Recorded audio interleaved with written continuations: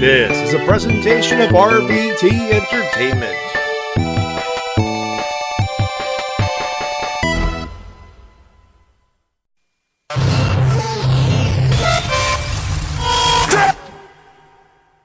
What's your name, ma'am? Stacy. Oh, Stacy. What do you do for a living, Stacy? I work for a Christian publishing company. If there's one thing I can't stand. Listen up, slap nuts. Sit down, dummy, I'm talking. You know, they say all men are created equal, but you look at me and you look at Small Joe, and you can see that statement is not true. Oh, Randy! He's fat!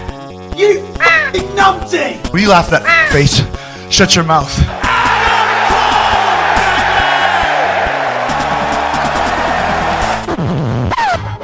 The cream of the crop! Nobody does it better. What the fuck did WWE present this week? Seriously.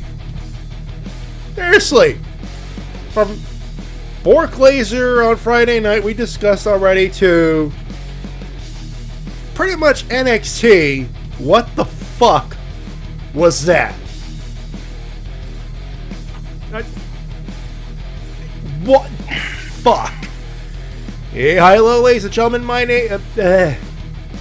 Welcome to the Wrestle Cast, presented by RVT Entertainment on thebrokeninfinite.com, Podomine.com, iTunes, not iTunes anymore, YouTube.com, and of course, live on Twitch.tv/RVT Entertainment. I will get it right, and I will rip up the card like Mark Summers did on Double Dare. I will get it done right, damn it. I'm so goddamn pissed. We're talking about professional wrestling, both in the mainstream and the independent scene, which you should support after this week. God damn it! My name's Matty Jay, that is TWK. Hello, ladies and gentlemen. I am TWK. I'm TWK Reviews, and what a week! What a week! Everyone else outside WWE did just fine. Unless you're NWA, of course, and of course, according to D-Dub, you are shit because James E. Cornette, but I didn't say they were shit, but I just said I'm never going to watch it because I don't want to hear Jim Cornette's voice ever again in my life. You know, I'm going to get that on in a few seconds, but before we do, yes, ladies and gentlemen, you may have felt the air is a little different in the room, in your fictional room. Hell in the Cell happened. The wrestling world is pissed off. And we have weaponized Monk Rage joining us from, of course, RV Tabletop on Wednesdays and, of course, the Monastery. Every Sundays, 9 p.m. Eastern Standard Time. The one and only Mildred the Monk joins us. Monk, good sir, good brother, welcome. I am possessed by a burning rage that cannot be sated except for the spilling of blood from the WWE. Good. We'll help you rage for a little bit. Got a whole half hour for you. So much. I hate you so much, Vince. It literally gives me energy. Energy I use to write letters to orphans, in which I make fun of them for being orphans. Okay. Sounds like a wholesome activity for the whole family. Alls I know is, the Monk mad. A Monk about to beat the shit out of people. Hopefully Vince McMahon. I've been on this show. I'd say about 4 or 5 times. I think this might be the 6th time. I think only one time it was happy times. You always seem to want to go. We have an open door policy when it comes to regular guests on the show. We've brought this up in the past. You're always welcome to come on the show, and you always come when we need rage the most. And to answer JC in the chat, I did not watch Raw or SmackDown this week, and I am done watching the main roster until at least the Royal Rumble, personally. You know what? That's not exactly the best, the worst call in the world. I'm doing it because, well, it's fun to make fun of the fuckers. It's just it is. I'm not live tweeting that live show on Friday. I'll watch it. But I ain't giving them that kind of attention.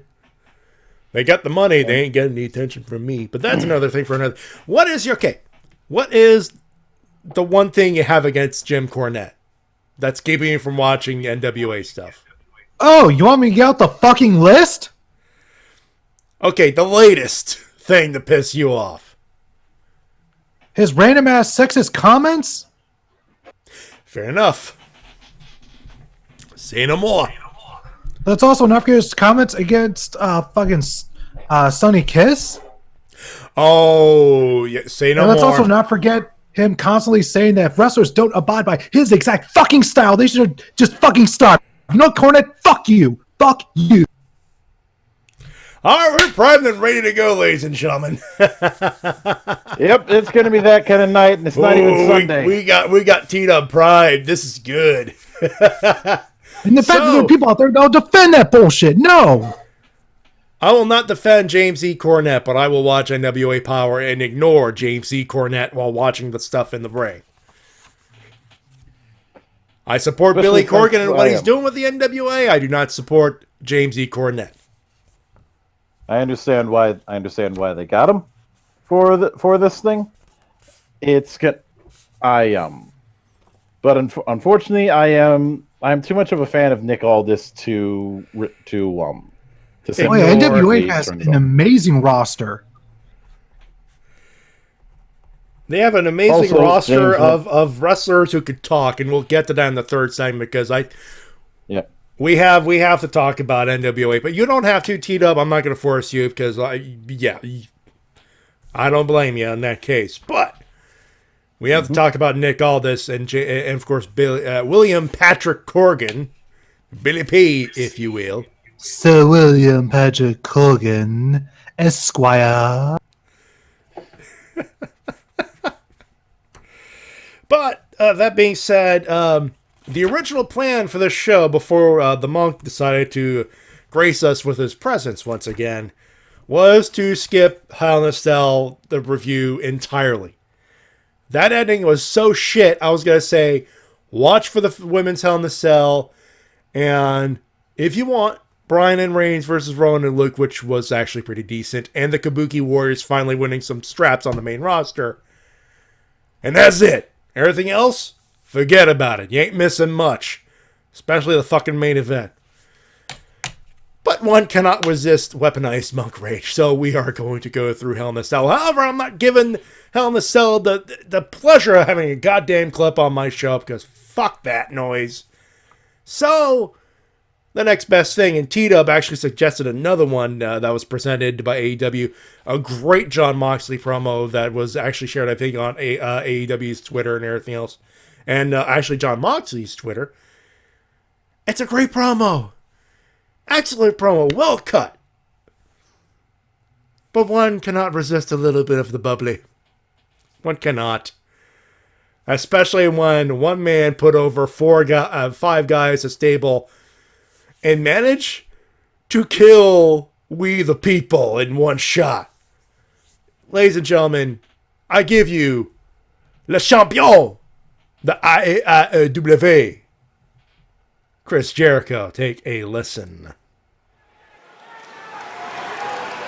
These are my confidants here, the 4 closest men to me that I've ever met. And people have been asking me all week, hey Chris, we're the 5 of you. Are you still going to be aligned? Are you going to work together more? Do you have a name? The answer is yes to all of it.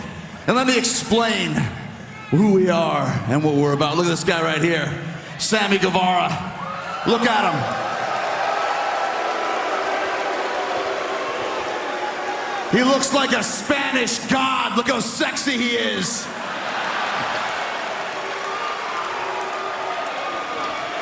And not only is he a teenage heartthrob, he's one of the greatest performers I've seen at his age in a long time. He's athletic, he's acrobatic, he is simply amazing, and he is on my list.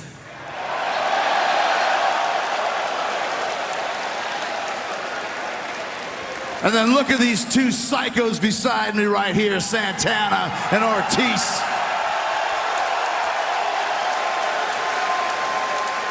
You might have seen them around, but I'll tell you what, they're dirtier than they've ever been. They're nastier than they've ever been. I personally recruited them to AEW, and they are ready to fight. They're angry. They're pit bulls among pit bulls. They're Street Fighter back alley brutes, and I like it.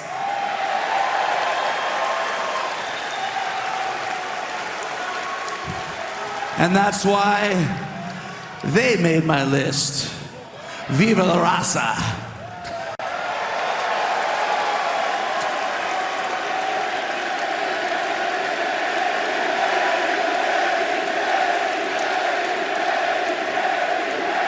And then this man right here, this giant behind me. You may think you know who he is, but his real name is Jake Hagar. And yeah, Jake Hagar, he's a former world champion, but more importantly, right here, right now, he is the toughest, most terrified, most crazy MMA fighter in the world today. Okay, hold on. Hey, calm down for 1 second. Calm down for 1 second. We the People sucks and it's dead and buried.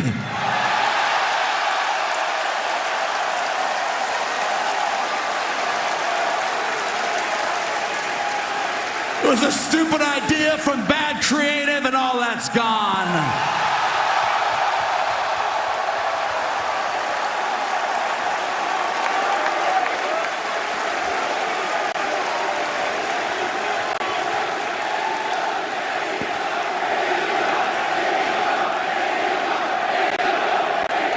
Jake Hagar is the most feared MMA fighter on the planet today, and guess what?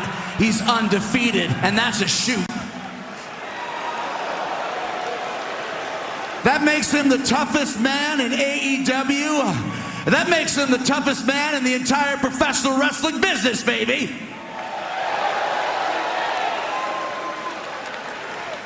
So he's not afraid to challenge any fighter, wrestler, boxer, MMA guy, former MMA guy, street bum, bare knuckle fighter, you name it. Hagar's ready. Look at him, he's a giant. These are my closest confidants. These are my friends. This is my inner circle. We are the inner circle, baby.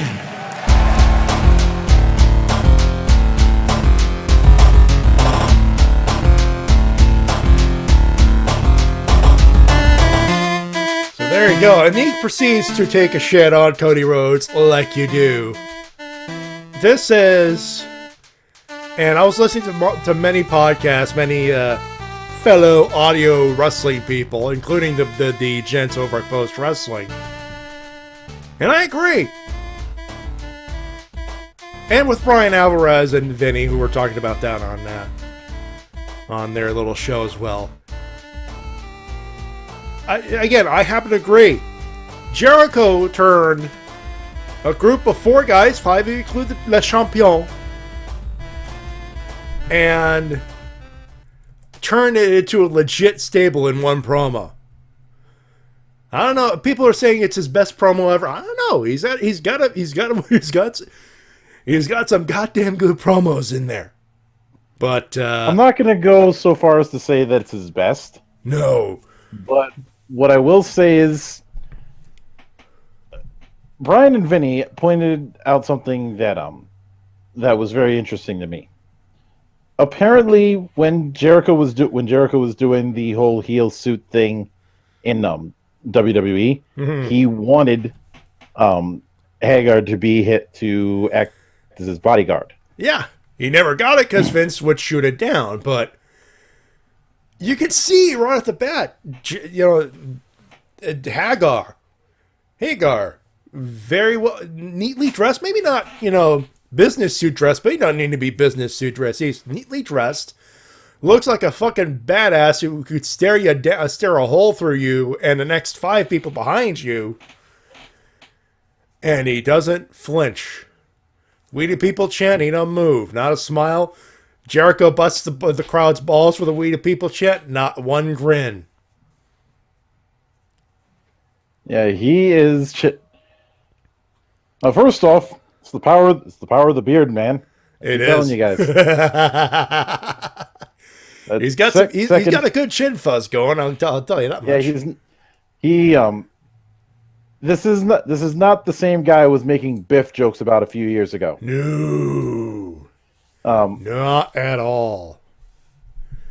And it would be an interesting bit of cross promotion if you had him show up for an exhibition match for one championship and just beat ass. AEW's been doing some cross promotion with a MMA program called One Championship that's on the same network. Mm-hmm.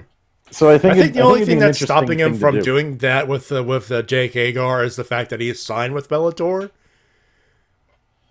But one has to assume there might be a workaround about that. But that is a story for another day. Bottom line, I'm not saying contract, just one match. Yeah, is all you need. But again, there's a whole lot of legal loopholes to go through on that. I mean, have you seen one of them MMA contracts? Damn. But that is another story for another day. That was fun. All right, let's take a shit on WWE here. Oh boy. Oh boy. In a Cell, Sunday, August 6th, 2019, from the Golden One Center in Sacramento, California. You poor bastards.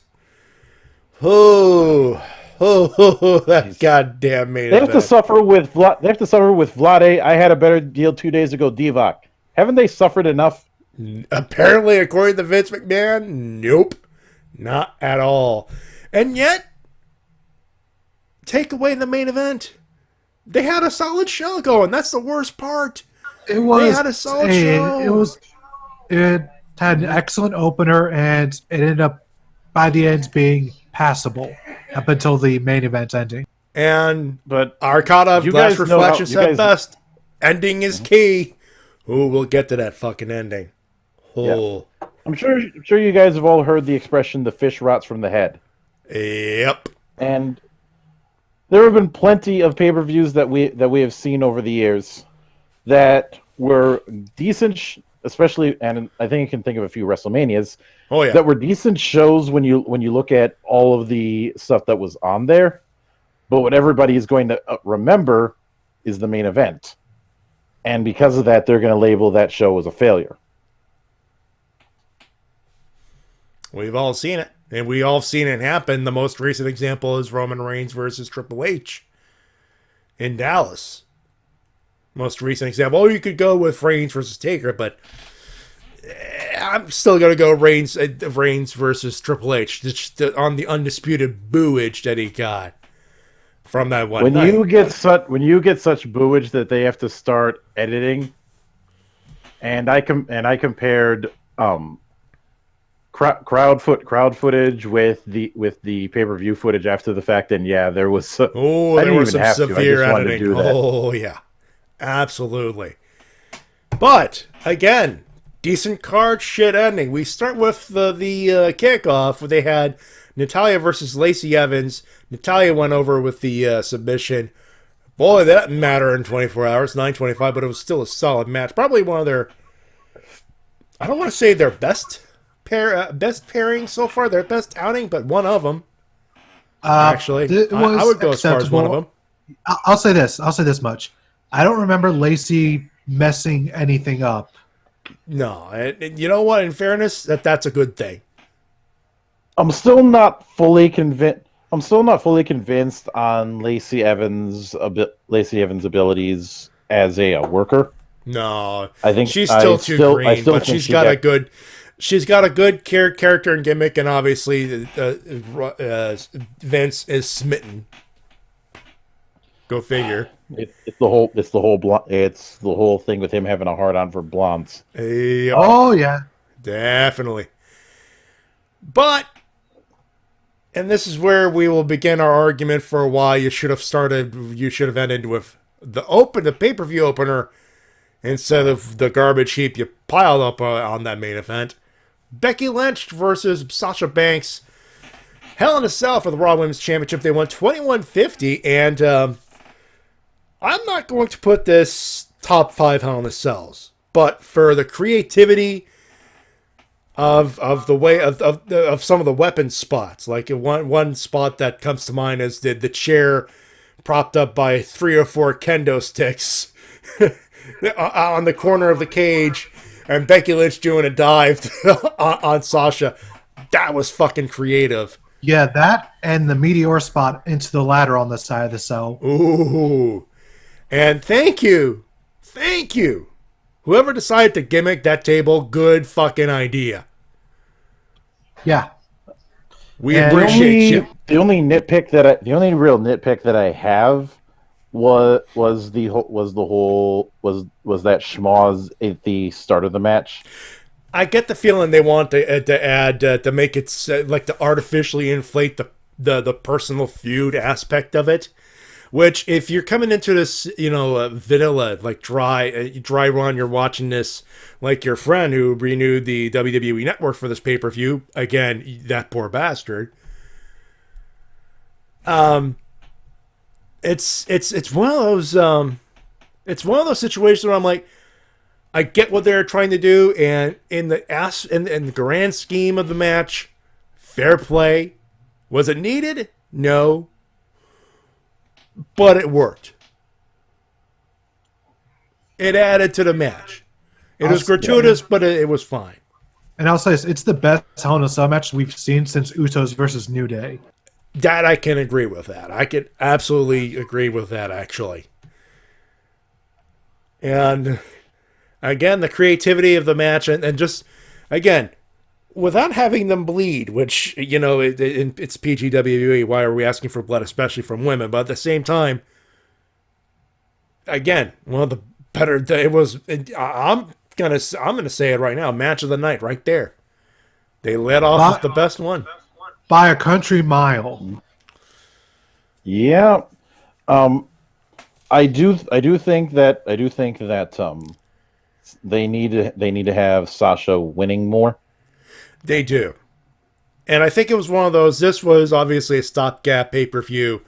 And now with the draft starting tonight, and we could talk about it, and like if we have a list of it, we'll talk about it, but Bobby Lashley's back on Raw, and that's like fuck you, Vinny.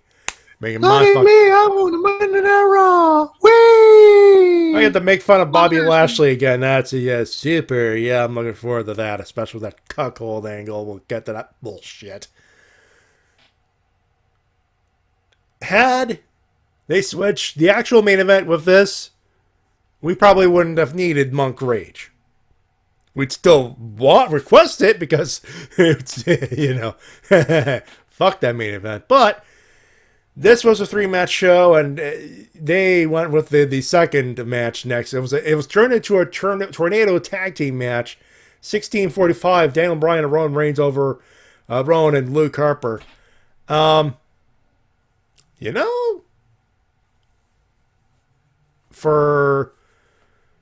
was fine. I mean, I was trying to, it was fine. That's all I can say. Really? Is it? I do think it was a smart move to make this a tornado match instead of a regular tag. But there wasn't a whole lot to nitpick about this particular match. This was competently wrestled. Any weaknesses that may have been were hidden well enough that you didn't exactly notice anything. But it was definitely a stopgap match because it didn't feel like a pay-per-view match. It felt like a TV tornado tag. This is, and that's the problem with the middle between the two Hell in a Cell matches. Everything up there, TV match. Although I'll say this is the best non-cell match they had of the night. Agreed. Absolutely. And I think a part of it was just the fact that this match was so fast-paced. They just kept going from spot to spot to spot. Just kept going, and they were able to do that thanks to the tornado rules. Like one pair does a spot, and the other pair does a spot, and then it alternates, which makes sense. Yeah, and I think that's the best way to use any sort of multi-person tornado match. Anytime there's just any match where there's no tags, you just keep on going and going. And they didn't need to do any rest spots. They were to keep going with every spot, keep going and going. And just when one person does move, all of a sudden, here's one thing. Like, good example, Daniel Bryan does Hurricane Rana off the table. And then out comes Roman Reigns to spear the other tag member through the other table. And then by the time that's over, Bryan and I think Harper are fighting in the ring. Yeah. And they keep fighting until Roman comes in for the kill. And then we get this really sweet where Roman and Bryan are hitting their double team hitting their finishers alternatively back and forth. So overall, I feel like this match did a good job of showcasing, I'm not sure what you call now, the Bludgeon Brothers 2.0 maybe, as a decent threat. But obviously, Roman and Bryan are the big stars, so they inevitably got the win, which I believe put an end to this feud. Should, and of course, who killed Roman Reigns? Who cares? We just wanted to do a stopgap thing. What a limp ending. This, T-Dub, I'm not gonna lie, this might win out feud of the year in the worst department, or at the very least worst angle. No. Not when there's Rusev and Lashley, or Mike Kanellis versus Maria Kanellis. Yeah, the whole Rusev cuckolding angle, you can thank Maria because I was transferred off of her. Ugh. No, I blame Vince. And then the rest of the night, up until the main event, Jon Stewart had a when he was on the host of the Daily Show, had a wonderful segment where he would take a shit on Fox News, what he would call, what I will definitely steal it from him because this is definitely worth it, Chaos on Bullshit Mountain. Oh boy. The rest of the card outside the main event put together and advertised on Twitter exclusively during the fucking weekend. Although I do want to make one quick note on the women's tag match. Sure. We'll get to that actually. We will get to that. Mm-hmm. We have Randy Orton versus Ali was up first. This was last minute. It went 12-10. Good showing by Ali, but it could have won against Randy Orton. It would not have hurt a damn thing. Orton did win with a pretty creative finish, all things considered.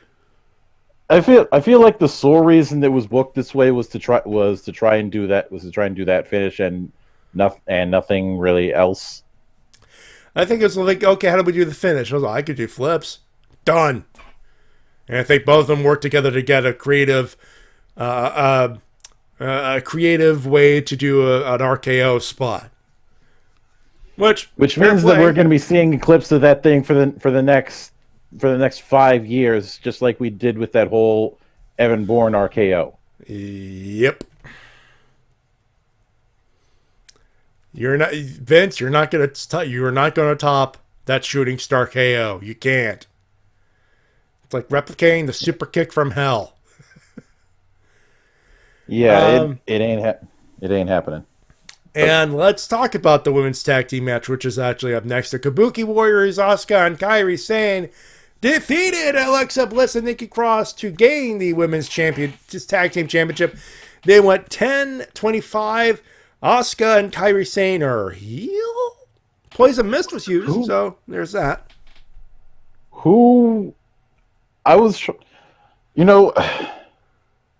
For the longest time, I keep hearing this argument about how storytelling these days is shades of gray, not heroes and villains.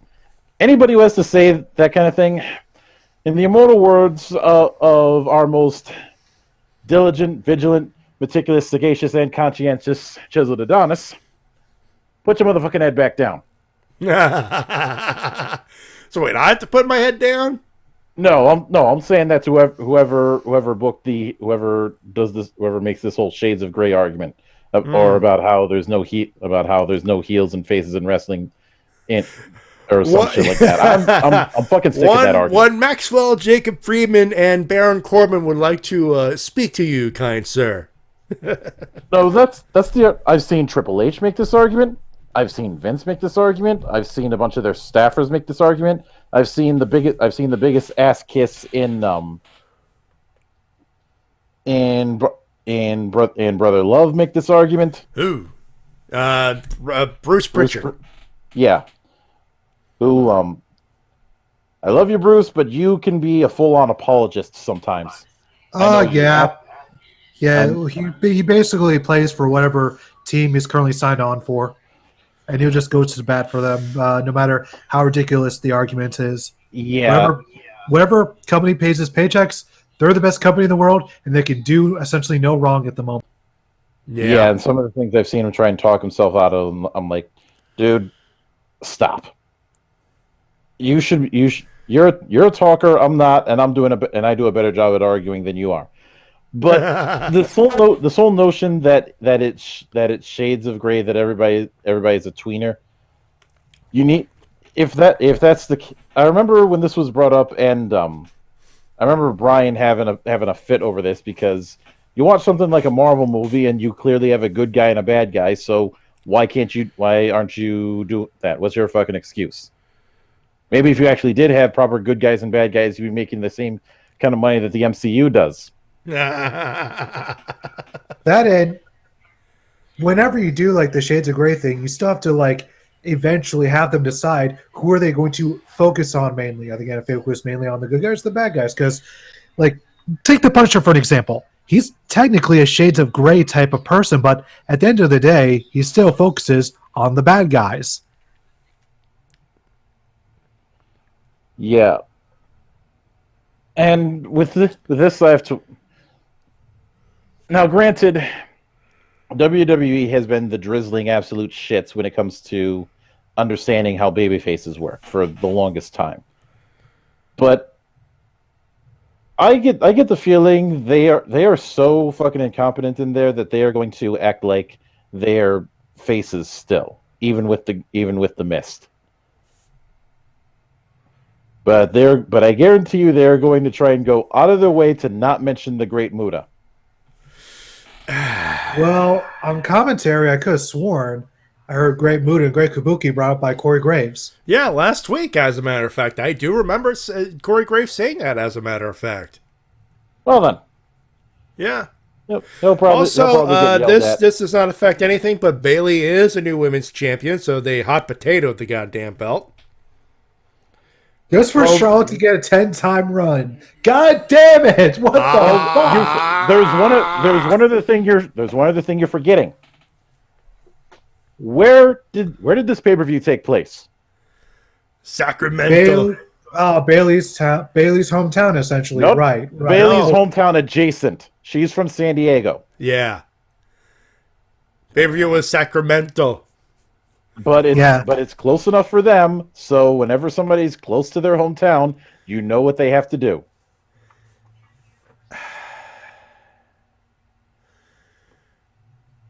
I hate it too. We'll get to that. We'll get to Charlotte Flair in a few seconds there. Viking Raiders, Braun Strowman defeated the OC in 8:15 filler. Yeah, I literally did not pay attention to a second of this match because I was like, oh, this is literally a main event match on Monday Night Raw when they've run out of ideas. And this is on a pay-per-view! I just want to point out one thing. They did that finish the same week that a certain player for the Steelers got one of the worst concussions I've seen in a while. Oh, and they played it for laughs. Fuck this company. Also, let's not forget, WWE is supposed to be taking concussions seriously in this modern day, and it just really reflects poorly on them in all sorts of manners. It's on AJ Styles, one of their top stars. Supposed. But still.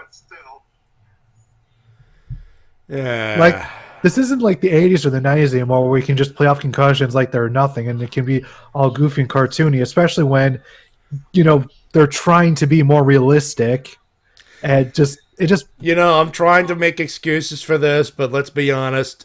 Fucking Tyson Fury versus fucking Braun Strowman, it's going to be in Saudi Arabia. Fuck you, Vinny. I was actually interested in that match.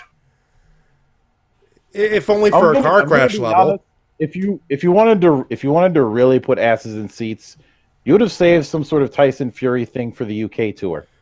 Ooh. UK tour, Survivor Series, WrestleMania. Yeah. But no, Saudi Arabia, crown jewel, brother. Anyway. Got to have the Saudi money. Chad Gable, Right, Shorty, I'm Monster calls sorry, it. Shorty, goddamn Gable, he defeated King Corbin in 1240. It was a hot potato match. He lost on SmackDown tonight. God damn it, 1240. They had a golden opportunity, a golden fucking opportunity to establish Gable as a proper babyface that people could get behind on. But the fact that I'm not pissed that he won. I'm pissed at how, because after all that shit, they give him a win with a roll up, and then they do my least favorite post match thing. The heel gets his heat back right after the gig. Yep. It was backstage, but he still got his goddamn heat back. So he got his heat back on the pay-per-view. Then he got his heat back double on SmackDown. Have I said fuck this company enough times? Because I feel like I haven't. No, never enough. Fuck this fuck of a fucking company. Seriously, this is a very Vince Russo move, and I hate it. Speaking of Vince Russo moves, Charlotte Flair defeated Bayley in 10:15 to become the women's champion for her 10th time, like it fucking mattered tonight. Except for, obviously, Bayley becoming heel in that haircut, which, actually, in fairness, I've seen pictures while we were talking about it. She don't look half bad. But it don't matter. You hot potato the goddamn belt. You didn't need to hot potato the goddamn belt. Because you didn't need to hot potato the belt, and you could have teased this on Sunday. You could have.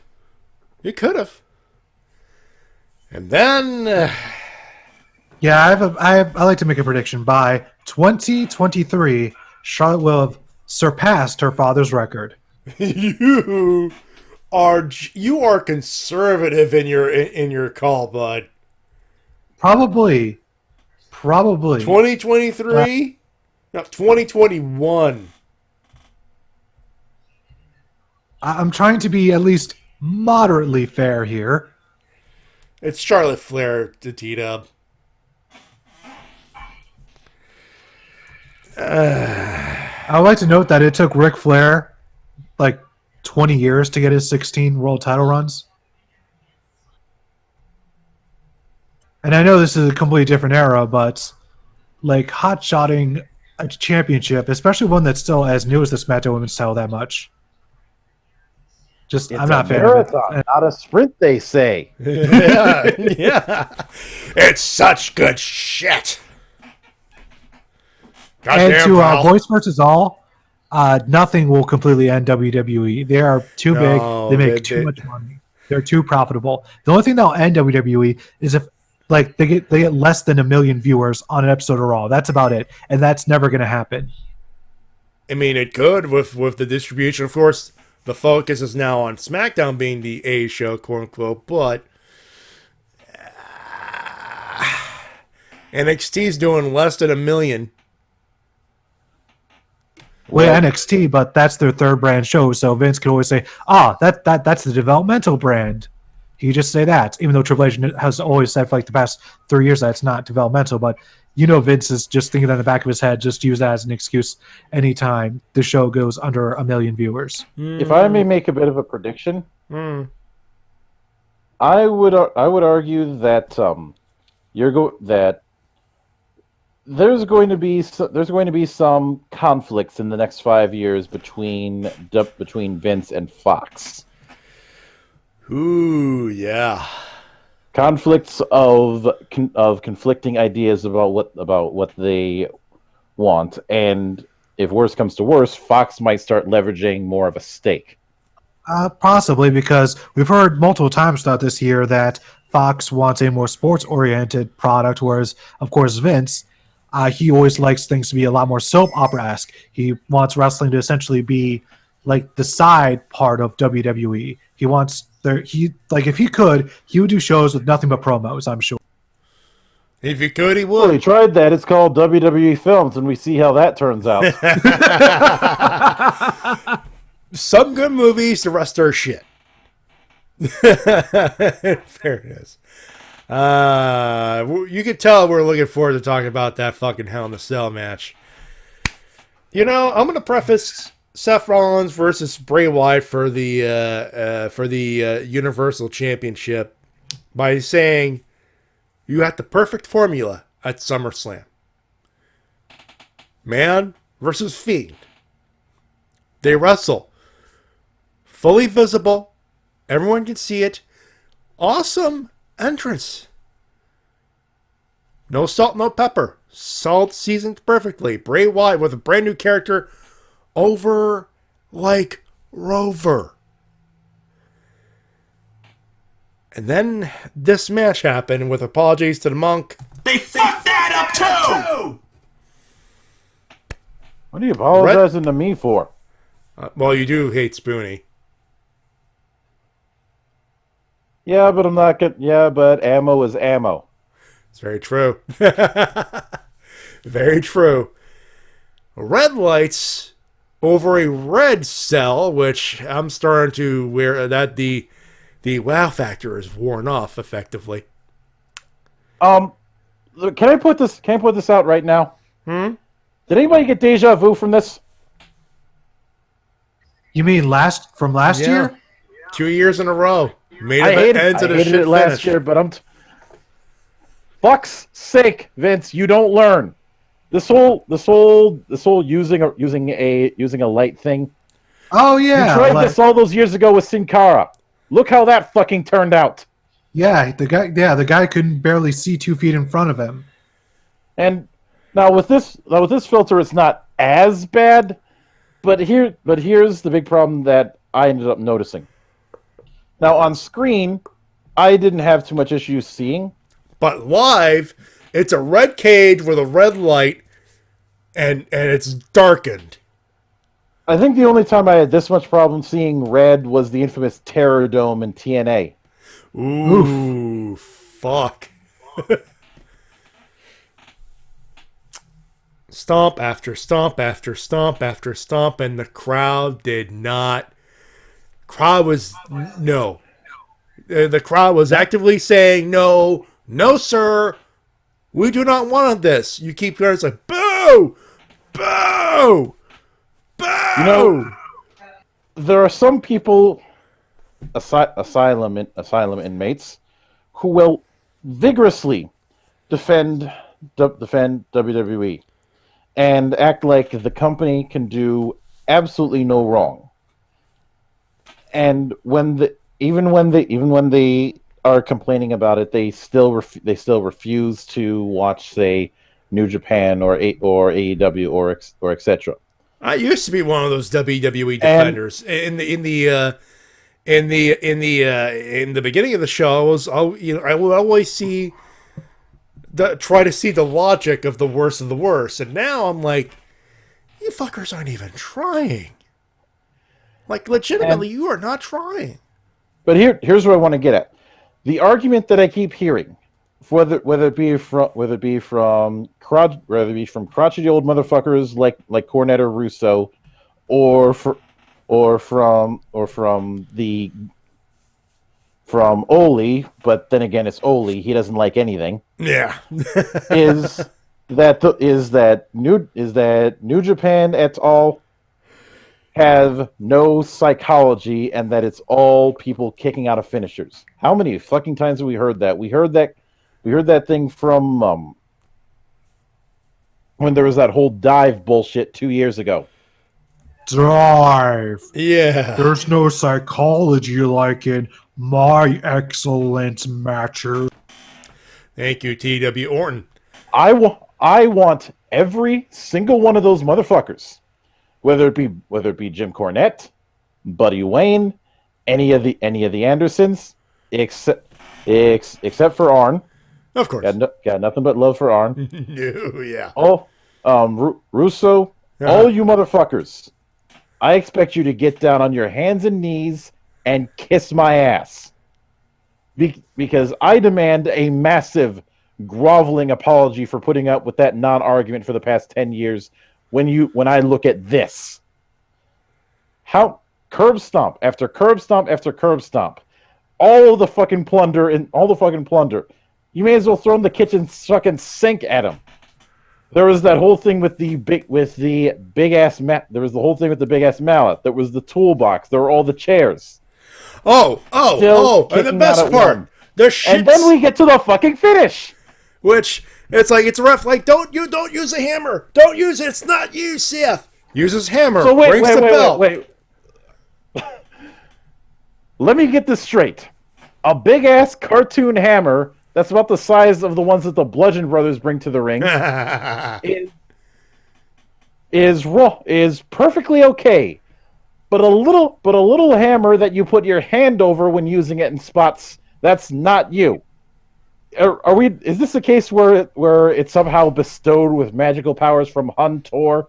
Well, if anyone wants to know what the official decision of the match was, match stoppage. Yeah, it was not disqualification like it seems, because the announcers didn't clarify anything. Hell in a Cell is meant to be the end, where violence is piled upon violence and on top violence and hatred and blood and violence and blood, to a point where it is the end. One winner, one loser. They split ways. A hammer makes the ref stop the match. Oh, and what do you know? First match I see is Seth Rollins versus Roman Reigns. That's not too bad on SmackDown. They have their whole thing. Winner gets the thing and everything's like, okay, fine. And then Bray Wyatt shows up and tries to yank Seth Rollins. That was not the end. And we've bitched about this in the past, but they really need to stop doing that gimmick. It's a crutch. They used Hell in a They used it as a stopgap. They used Hell in a Cell as a stopgap filler match. The cage match traditionally is finality. It represents the end. I think an excellent point of contrast, because you guys know how much I love making parallels like this. Mm-hmm. Remember when they brought back War Games in NXT? Yeah. They did a whole video package with people who had been in War Games in the past, showing a bunch of footage from WCW, and how dangerous and how uncompromising and how brutal of a match this is. And they've had 2 of those matches. Both matches, while they couldn't do anything bloody, they had the work rate enough to make it look like it is as violent as those videos made it look like. Mm-hmm.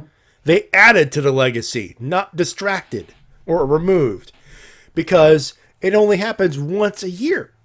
And even then, those feuds that are built up, those multiple feuds that are put together, have impact.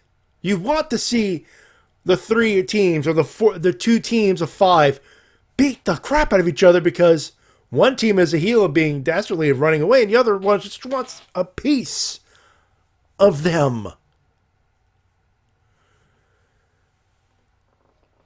Very much so. Now, compared to Hell in a Cell, which is a stopgap pay-per-view.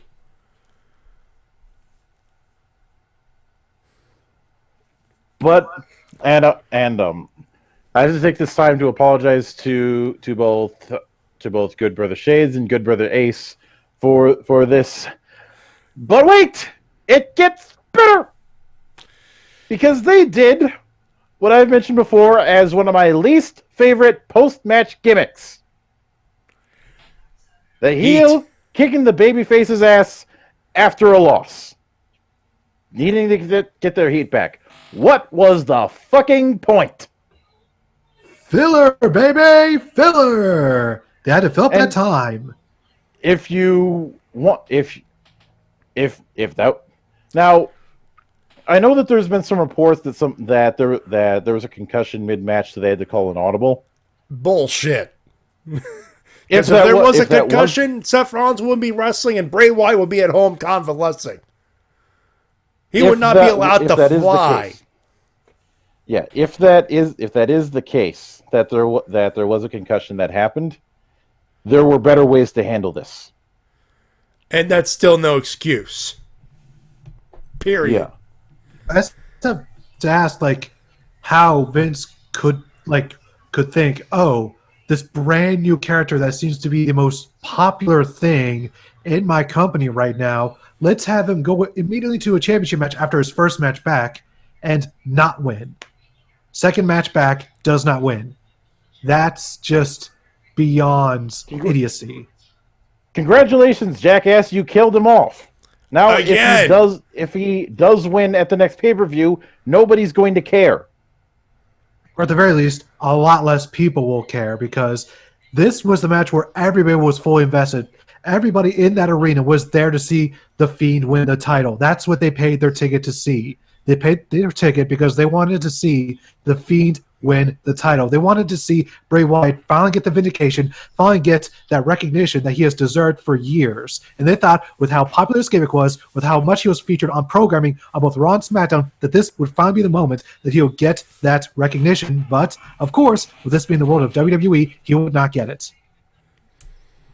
And moreover, with this, you also killed off Seth Rollins. And you want to know who's probably laughing his ass off right now in Japan? Will Ospreay. Yeah.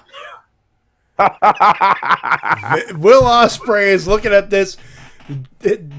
Seth's company, who valiantly defends, just took a shit on both him and one of the hottest new acts in the company in one fell fucking swoop in what will become my worst match of the goddamn year. And Will Ospreay moves to Japan with a nice secure spot on a roster of New Japan wrestlers and one of the most recognizable faces of that roster. Securing the fact that Seth Ospreay won, bitch. Actually, no. Bank accounts. Oh. If I were more vindictive, I would probably tweet at Seth and say, you still want to compare bank accounts with Will Ospreay? Although I will say, what happened in this match is not Seth's fault, but it did absolutely hurt him as champion, because, like, the crowd 100% turned on him, because every time he kept taking a finisher over and over again, the crowd booing just got louder and louder because of how much they wanted to see The Fiend finally get the championship. They wanted to see White finally be recognized as a top star in the company, but it really feels like he's never going to reach that level. Even though everyone wants him to be the next Undertaker, the WWE they just don't see him that way, which is just mind-boggling to me. Well, how can they not see it? How can Vince not read the room correctly?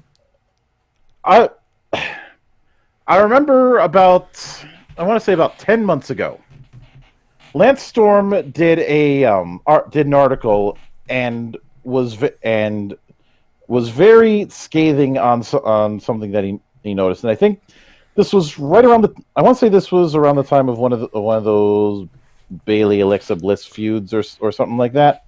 Uh-huh. I remember that Bayley was part of the focus, but it is this notion and fixation that the writers have that they have to get heat. Heat is all they seem to know, and this is the end result of that.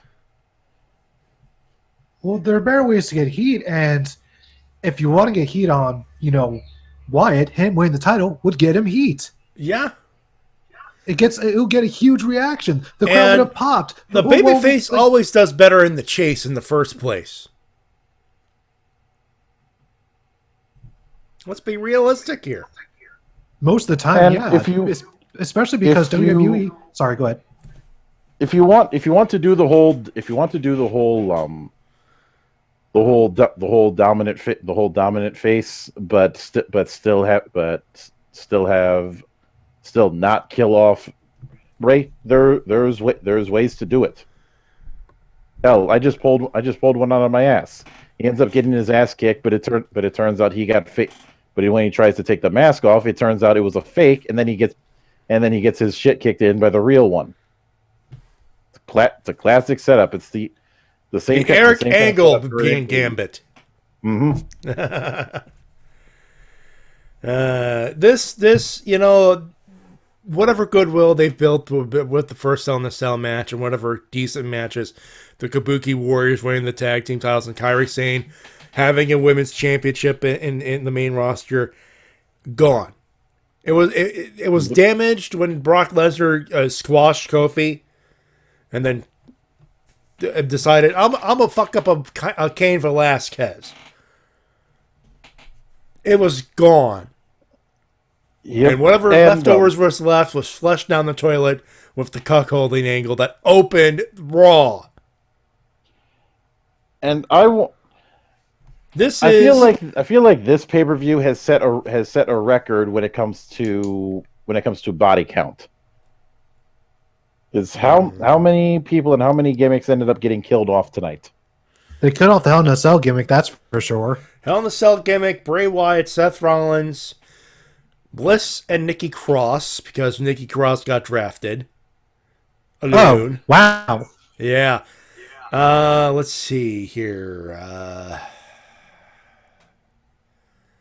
Trying to do another count. Shorty G. Chad Gable. Shorty Gable. Baron Corbin. Damaged, but not killed. He's a good enough heel that he can recover. Ali, there's one, yeah. So also, they cut off my interest in the WWE main product. All right. Yeah.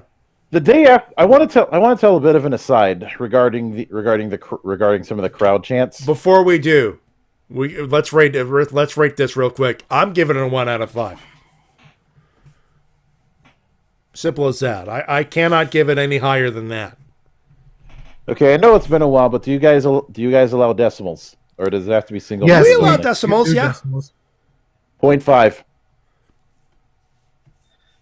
Good call. 0.5 for me too. I'm going to be oddly enough. I'm going to be the most generous and say 1.5, just for the opening Hell in a Cell match, and the tag title match, and the Bryan and Roman versus the Bludgeon Brothers. Yeah. Those 3 matches were good, but everything else was either forgettable or downright angering. Yeah. All right. So your thoughts on the chants there, Miller, before we get to the comments. So one of my coworkers in my department had talked about the thing with me when we were at lunch.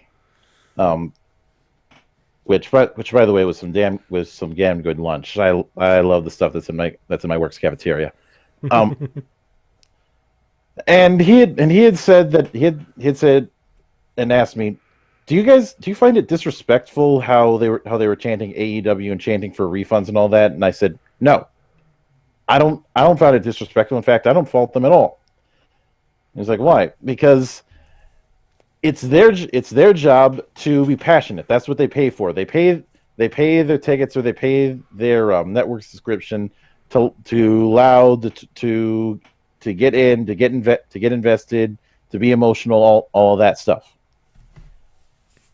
It is the analysts, on the other hand, get paid to not be. Granted, we end up getting pissed off anyways because nobody wants to watch a bad product. But the people who legit paid their tickets for the thing, I don't blame them at all for being pissed. And that's why when the thing was over, I had to tweet out that Napoleon Bonaparte quote: "Never interrupt your enemy when he is making a mistake." Mm-hmm.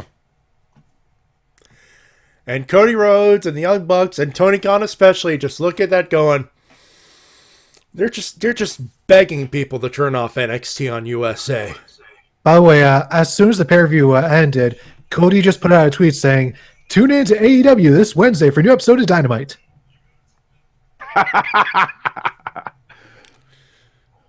In hindsight, I probably should have tagged Cody and Jericho when I tweeted that.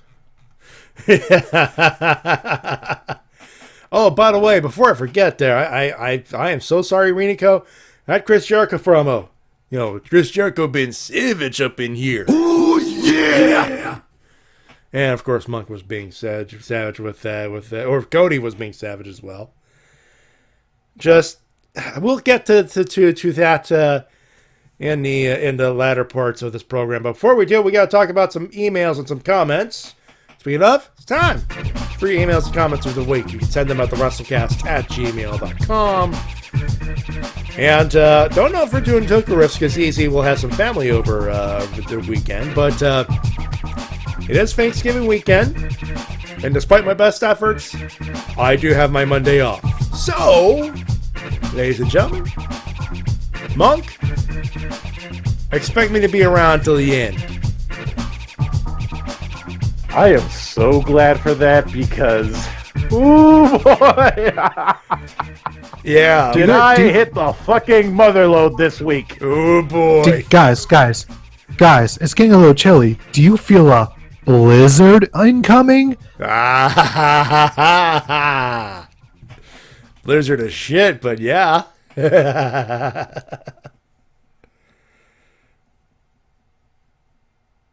Go ahead. It's the normal kind of weather around here because, well, Minnesota. Yeah. Just be glad you're not in Winnipeg, Manitoba right now. Holy shit. Don't bring a Winnipeg around me. I'm still salty about last night. I know, yeah, but there, you know what it is? Manitoba is under a big freaking snowstorm right now. More than likely bigger than yours.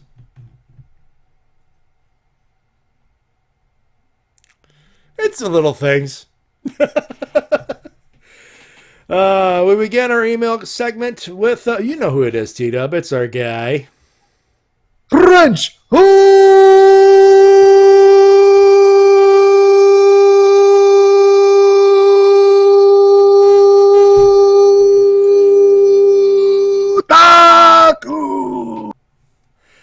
Hello, WrestleCast, and what the fuck, WWE? Okay, first, I need to talk about the season premiere of SmackDown on Fox. Insert new era joke. My forearm is already on fire. New. It was all fine. We got The Rock and Beckers in the same ring. Shane McMahon is no more until next time, anyways. And Roman and Reigns had an okay match with Rowan, and then the show did a nosedive through Mount Cockadukie. Lesnar beats Kofi Kingston in 6 seconds, or 5, to win the WWE Championship, only for Cain Velasquez to show up, in bad shape, by the way, beat up Lesnar, which sets up their feud, which will be for the WWE Championship.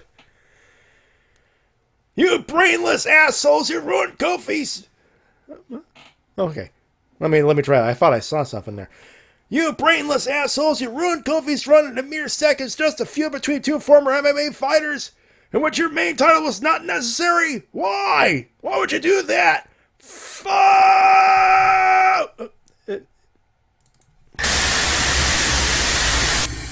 Insert Lisa Frank 420 Modern Computing by Macintosh. Here. All the... I'm not going to do that. Things couldn't get any worse. 48 hours later.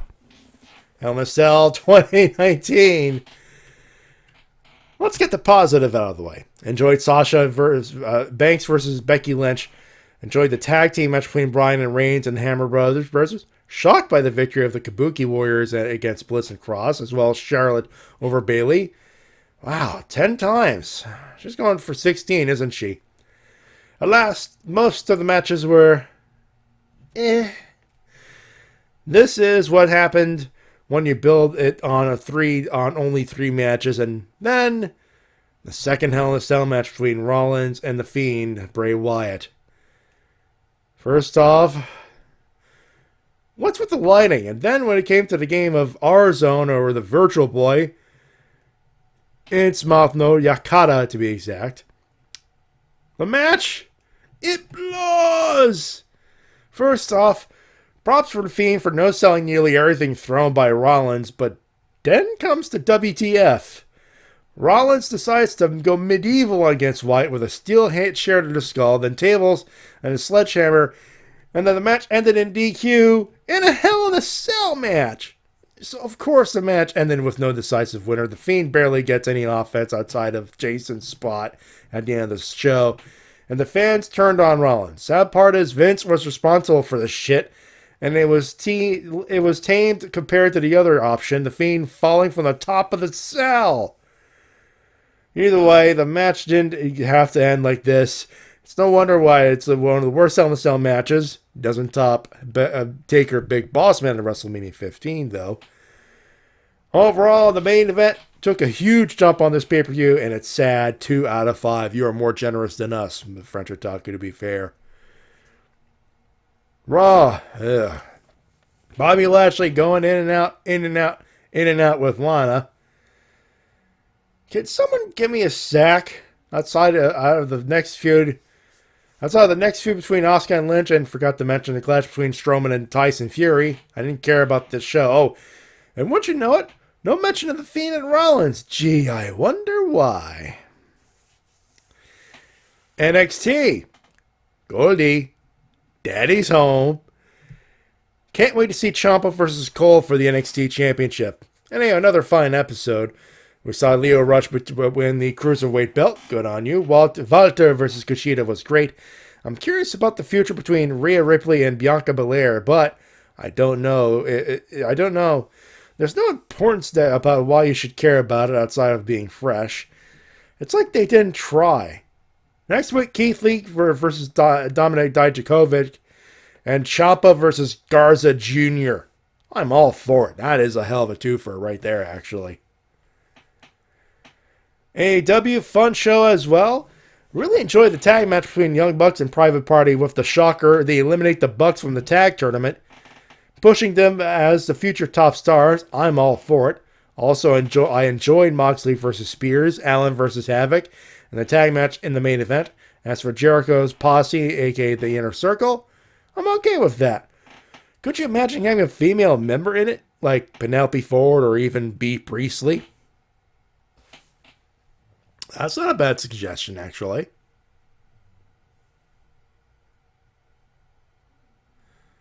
Are we still live, by the way? We are still live, right?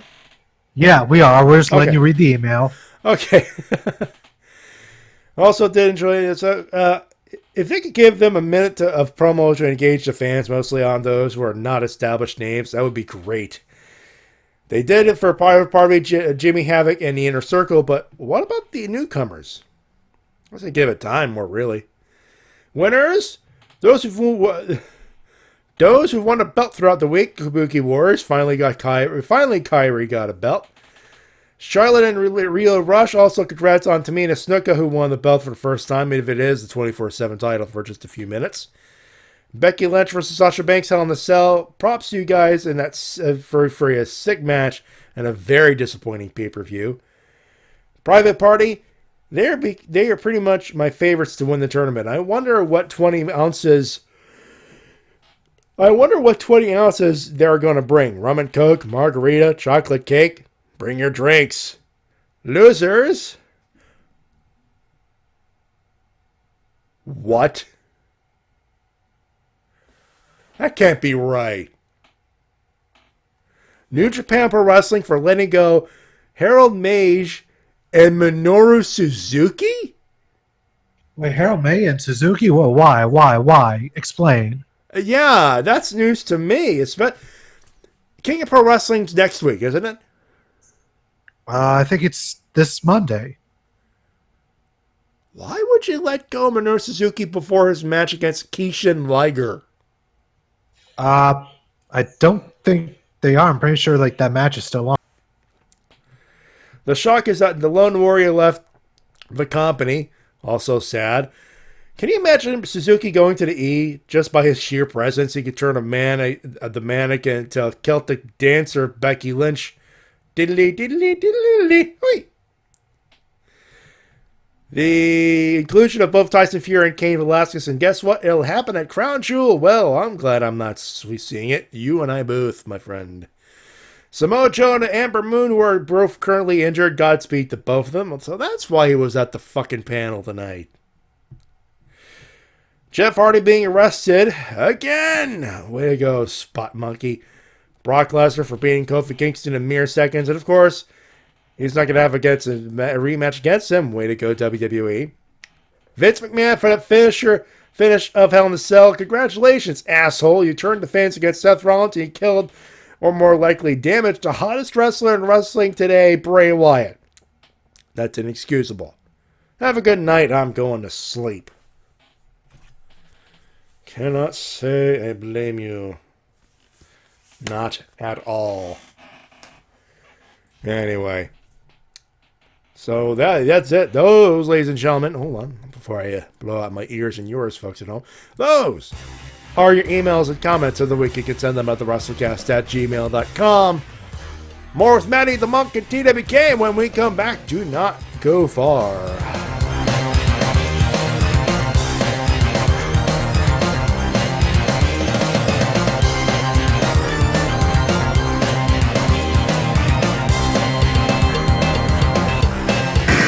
And now a word from our sponsors. At Fly US, your business is important to us. That's why we treat you like shit.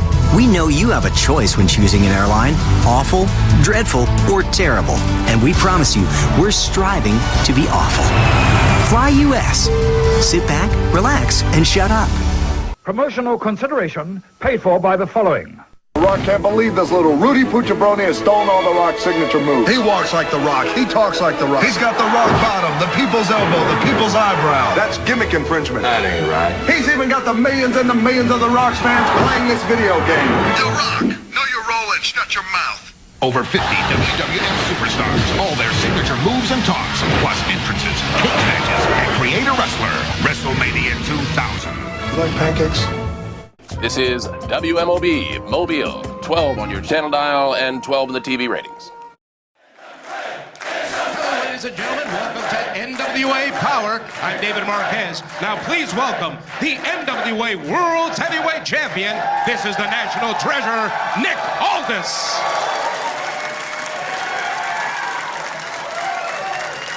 How you doing, champ? Wonderful. Welcome to the program. You know, you and I now, we've got to know each other pretty well over the last couple of years, and we've been around the world, went to China together. What does all of this mean to you? David, an incredibly brilliant, handsome man once said, "It is so hard to be humble." And when I think about the fact that I'm coming up on 1 year, 365 days as the real world's champion, Sometimes it's so hard to stay hungry. But then I think about just how far we've come. From a punchline to a headline. The NWA is here in Atlanta, GA, and I'm fired up, and I know you people are too. Then I think about the great champions we have representing our organization. Wildcard, Tom Latimer and Royce Isaacs. From nothing to something to everything as the World Tag Team Champions. James Storm, do not have to like him, but he does a hell of a job as the national champion. Allison Kay, not a lady you want to trifle with, continuing a legacy set forth by Mildred Burke and forging her own. In the back, there are men and women, seasoned professionals, dues paid in full, gunning to be the best. And the men are gunning for Sweet Charlotte, the 10 pounds of gold, the World's Heavyweight Wrestling Championship, which brings me to you, Tim Storm. Tim, I respect you as much as any man I've ever met in this line of work, but respect is a two-way street. And when you look at me, know that every stitch of clothing I have on, the Jag parked outside, every meal I've ever put on my son's dinner table has been paid for by professional wrestling. So if you think that I busted my ass from coast to coast and across 4 different continents just to do the JOB in the ATL, you got another thing coming, my friend. So what say you and I go out there and get after it like men? And when this is all said and done, you will know why I'm the national treasure and the world's champion.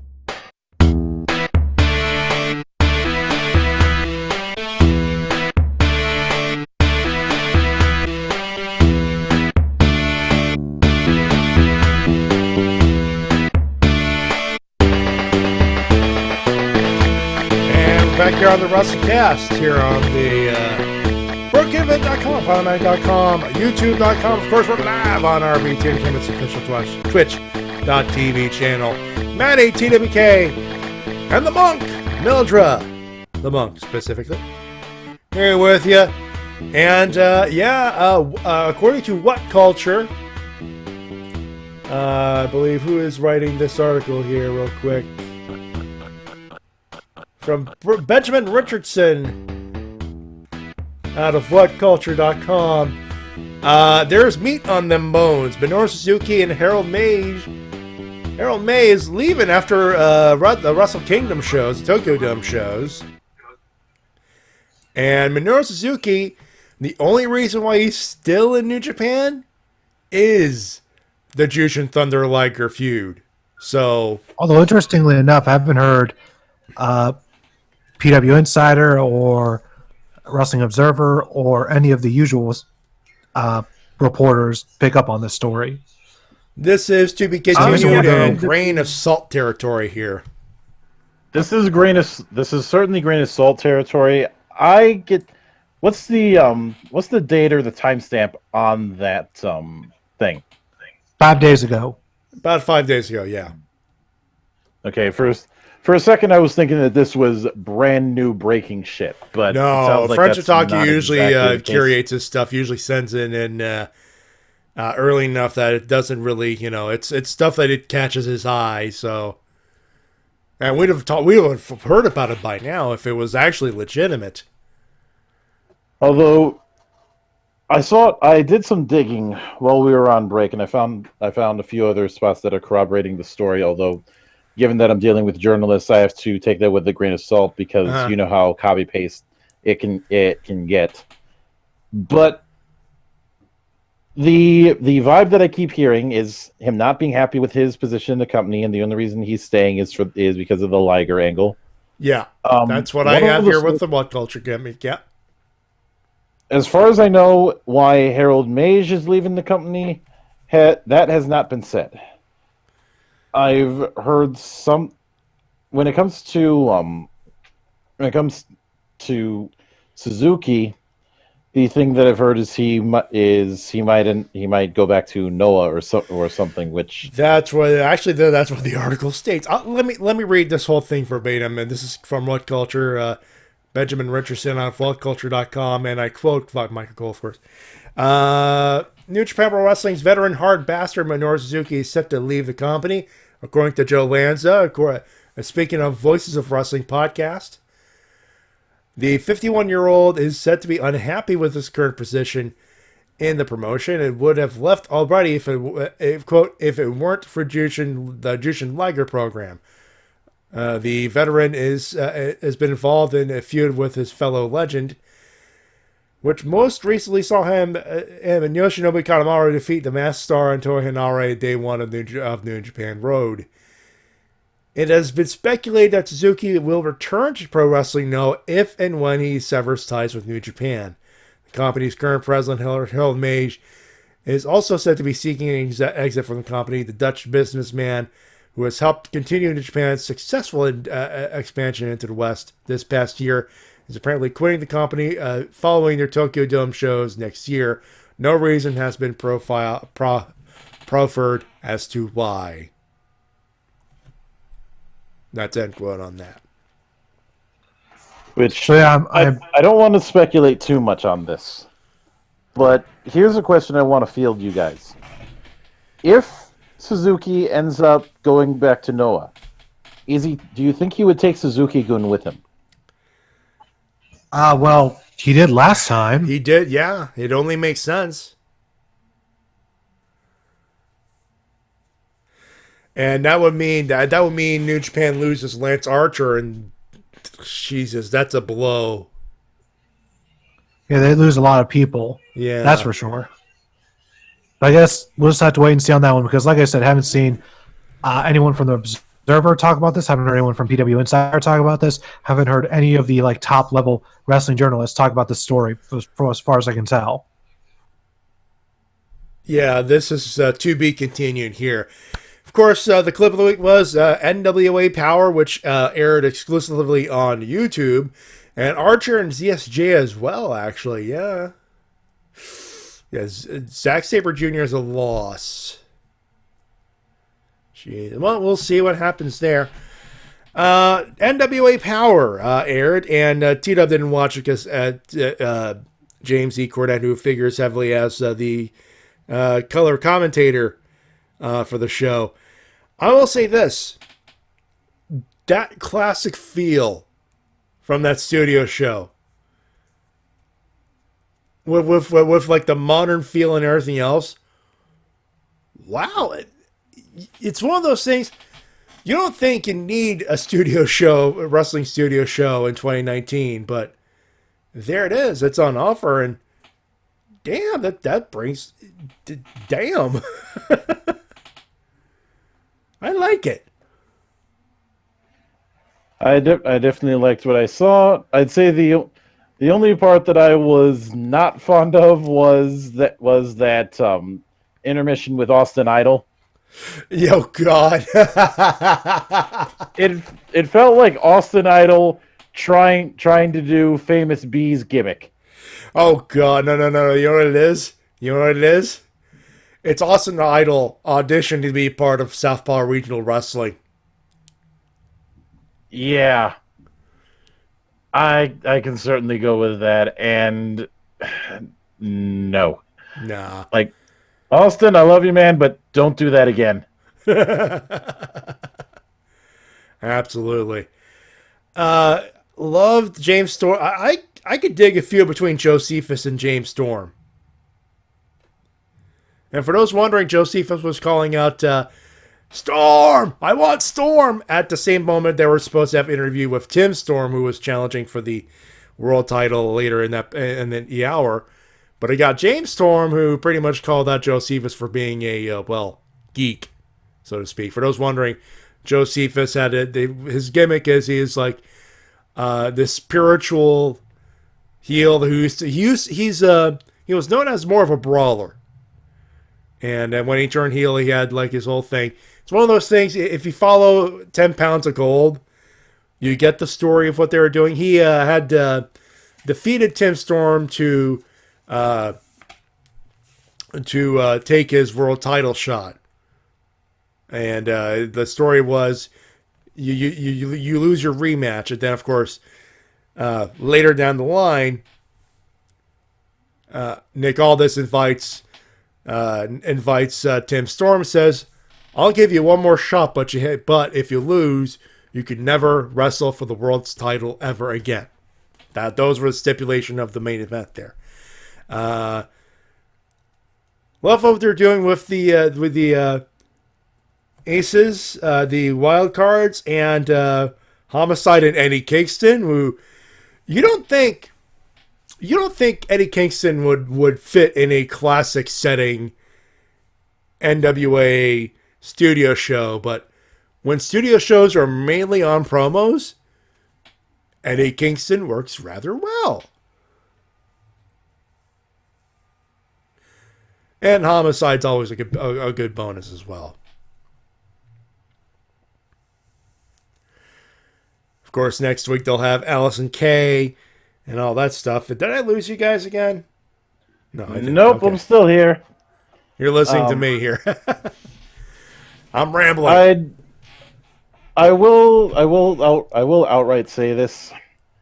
I want Aldous' jacket. He does look spiffy in those threads. And he chose the best looking insurance policy he could find. It seemed during his promo a little bit he started to slip into trying to do a Ric Flair promo. And the fact that he was wearing a gold watch and a gold ring did not help matters on that on that front. But I know her name, but it's not coming to me at the moment. Camille. I think Camille is supposed to be his equivalent to woman. I could see that. Actually, no, woman talked. Yeah, and she does. And she doesn't. Has she ever cut a promo at all? Not to my knowledge, no. Yep. So that was Tuesday, and no, I'm not talking about Monday Night Raw. Fuck that fucking show. By the way, you want me to talk about Raw? Follow me on Twitter every Monday night. That's all I'm going to say there. That was Tuesday, NWA Power, and it's on the National Wrestling Alliance's official YouTube. And good first show. AEW Dark followed a little bit after. They did an hour of the Dark matches that aired before and after the 2 hours of TNT television. And speaking of TNT television, NXT versus AEW happened again, and I chose not to watch NXT. I did not dual screen this. The Monk will actually, he will corroborate that story, because while we were playing Channel A on streaming and everything else, I was watching All Elite Wrestling. And oh yeah, the stream where I got so pissed off I turned into Earthquake. You did. Hold on. You can't be Earthquake because Matty's the Canadian. He's Minnesotan. It counts. Yeah. Minnesota is Canada South. Changed my mind. Yeah. I'm not. I'll allow it. But yeah, we were running Channel A, which I had a lot of fun with, and I might do that again in the future. That was a fun time. When Tabletop Simulator is more stable, because we ended up cutting out about 3 times, and it wasn't any of our fault. It was a server issue with Tabletop, and the third time, he was President Jack Tunney.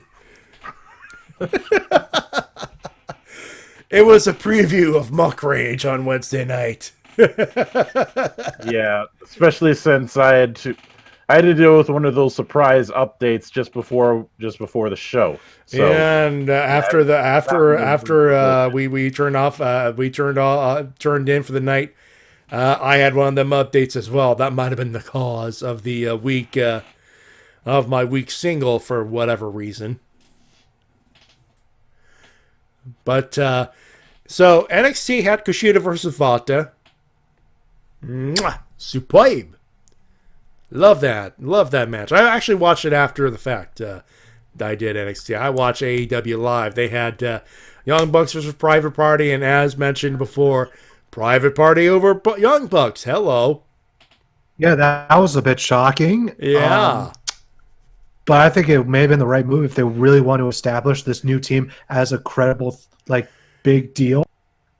The reputation of the Young Bucks is secure in the short term. So a loss like this, and trying to build the tag team division as a strong division, smart move. Absolutely agree there. Of course, we spoke of the Inner Circle promo. That was a thing of beauty. Let's see what else happened here. Let me check my notes real quick. I got everything. You got everything. Go ahead. Yeah, let's do news. We may as well do that. So yeah, Private Party events against the Young Bucks in the tag tournament. The Inner Circle are established. We already covered that. Darby Allin became the number 1 contender in a match against Jimmy Havoc. Not the worst match I've ever seen. And these guys work okay together. Yeah, that works pretty well. Yeah. Darby Allin looks like an absolute star. He does. And he'll be facing Chris Jericho next week in a street fight for the world title. Also, Britt Baker's new finisher that she debuted on AEW Dark that she used this week on the Dynamite. That brings a Saturn plus Mandible Claw. Very nice. Very nice. Love it. And plus, it goes along with her gimmick of being a dentist. Which, by the way, people are still shocked that she can't be a dentist. Who is it? Britt Baker. Britt Baker. Britt Baker, DMD. Britt BMD? Ugh! It's becoming a meme. I don't know why the fuck. It's like people are shocked that she's a dentist. I'm like, we've been knowing that shit since last year, folks. Would you rather have Isaac yank him, you fucks? Yeah. They also seem to be building towards a Moxley Omega Pac match. Oh, or Pac, I should say. Pac, yeah. Just seeing that they had Pac was at the race line. Moxley was wrestling Sean Spears. Moxley won, but it was a good match. And a Blu-ray driver into the steel barricade. Yeah, Also, yeah. I need to get one more fuck you, Vince, out of my system, because I had found out that due to essentially Jay and Silent Bob showing up at the premiere last week, they were blacklisted. Monk. Keep your thoughts. I'm pretty sure that's on T-Dub's list. No, it wasn't. It wasn't. Okay, well, rage along there, Monk. Go ahead. They were fucking black because they showed up for that segment on the premiere of Dynamite. They were blacklisted from showing up at SmackDown. They were invited to be a part of the festivities for SmackDown for the draft, and then they show up ringside for Dynamite, blacklisted. No, Vince is not salty at all. Also, this is totally not a war. This is totally not a rivalry. Vince does not see them as competition in one iota. And that, indeed, ladies and gentlemen, is my surprise face. I say, my surprise. Do I need to hit the salt button? Yes, you do, because I do not have it. Down here, salt is a way of life. Obviously, the environment down here is all salt. The ceiling's salt, the floor is salt, the walls are salt, and to an extent, the air is salt. And you breathe that in, and you can constantly taste the salt. By the way, I'm so pissed off I hadn't brought it up earlier, but the ending to Hell in a Cell and the opening to Monday Night Raw, Monk, that's a fucking wrestling tank bowl.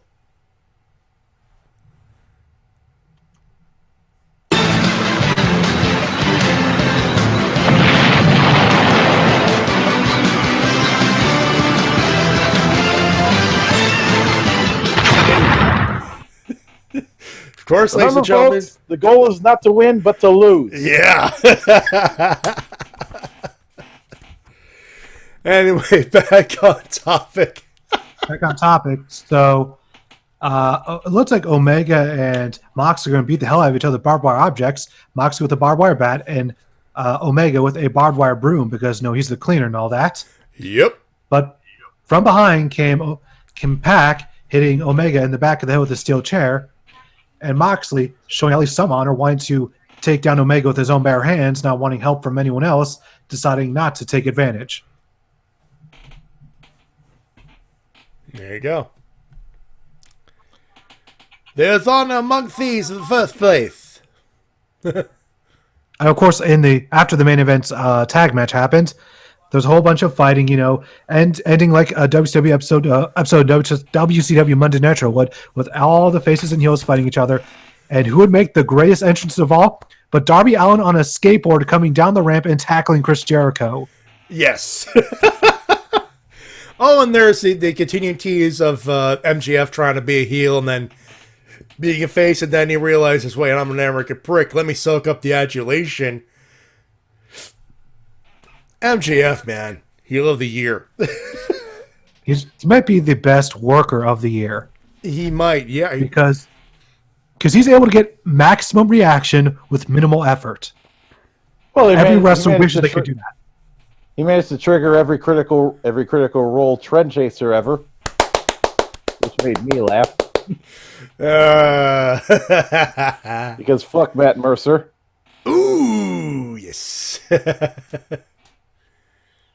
AEW did really well. They pulled in just over 1 million viewers live and on one channel, and then about 200,000 on True TV. So combined about 1.2 million viewers this week. So for those wondering why True TV, the fear was because of the baseball playoffs happening on TNT that they weren't going to be able to present it live on TNT. So that was the plan B. So overall, 1.2 million, which is not too bad of a drop off. Whereas NXT did about 700,000 this week. Yeah, they didn't even clear 800,000. So, for those wondering, was there goodwill with WWE with the WWE product this week? No. Yeah, I feel like NXT might suffer due to being associated with WWE. If you ask me, T-Dub, if you ask me, this week they did suffer because guilt by association. It's not it's not an if, it's they did.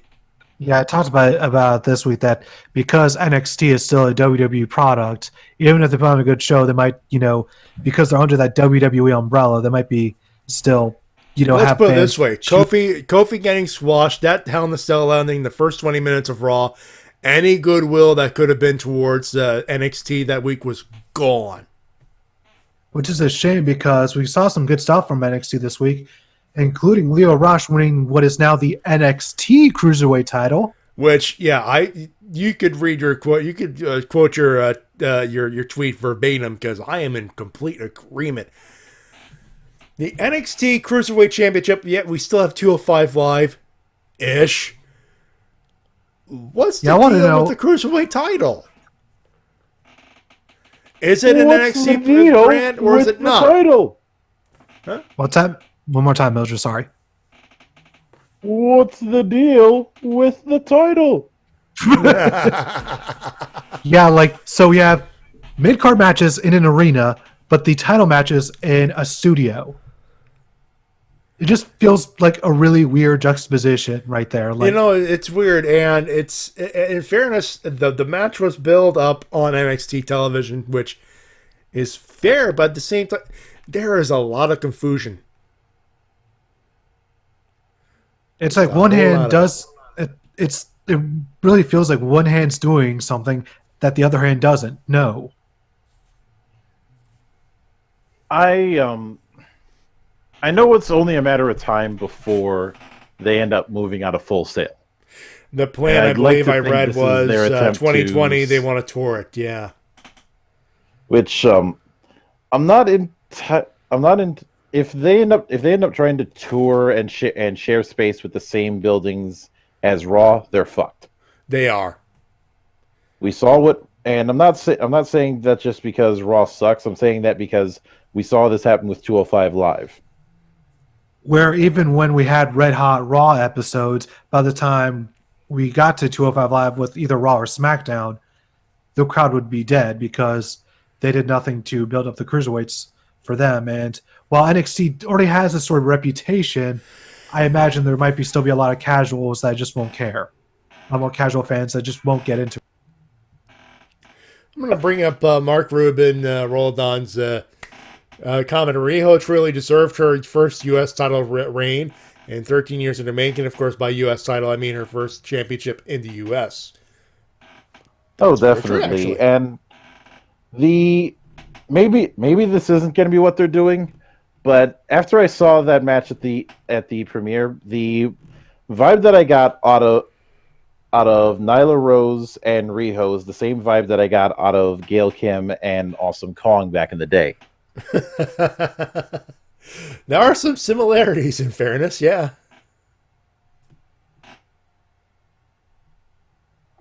And if you build the promotion around those two, I'm perfectly fine with that. And they could do that. Of course, there's Britt Baker. There's the whole other list of people in that division. If they have a strong women's division and a strong tag team division, we know they're going to have a strong heavyweight main event division. They are looking to end 2019 very well and they may very well be set up for 2020. Mm-hmm. I'm actually surprised that the drop-off was not as bad as I thought it was going to be, because I thought getting stuck right in the middle of both the playoffs and the premieres of multiple leagues would have been a bit of a damper, because we've had the start of hockey and basketball and the MLB playoffs in the last few weeks. Yeah, there was some fear of that. I get the feeling part of it was that, but the fact that they've this is 2 weeks, so there's so much for consistency, but the fact that they kept it over 1 million is impressive. What will they do in the third week? The shrug emoji comes into play, but you know, with a world title match and 2 hours of better wrestling than WWE, they got a whole lot of goodwill left. They have goodwill to spare.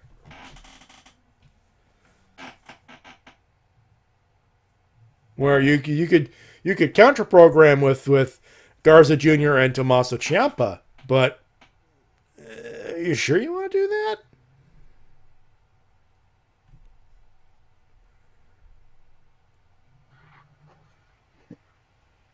Moving on with my list here. Yeah. Next up, we have the fact that Ember Moon is currently out with an injury, potentially for a full year. Yeah. What got hit? Seems to be a leg or ankle injury that's not entirely clear yet. It's not been specific. They're taking a look at it, but it could take a year. So she's gone for Mania.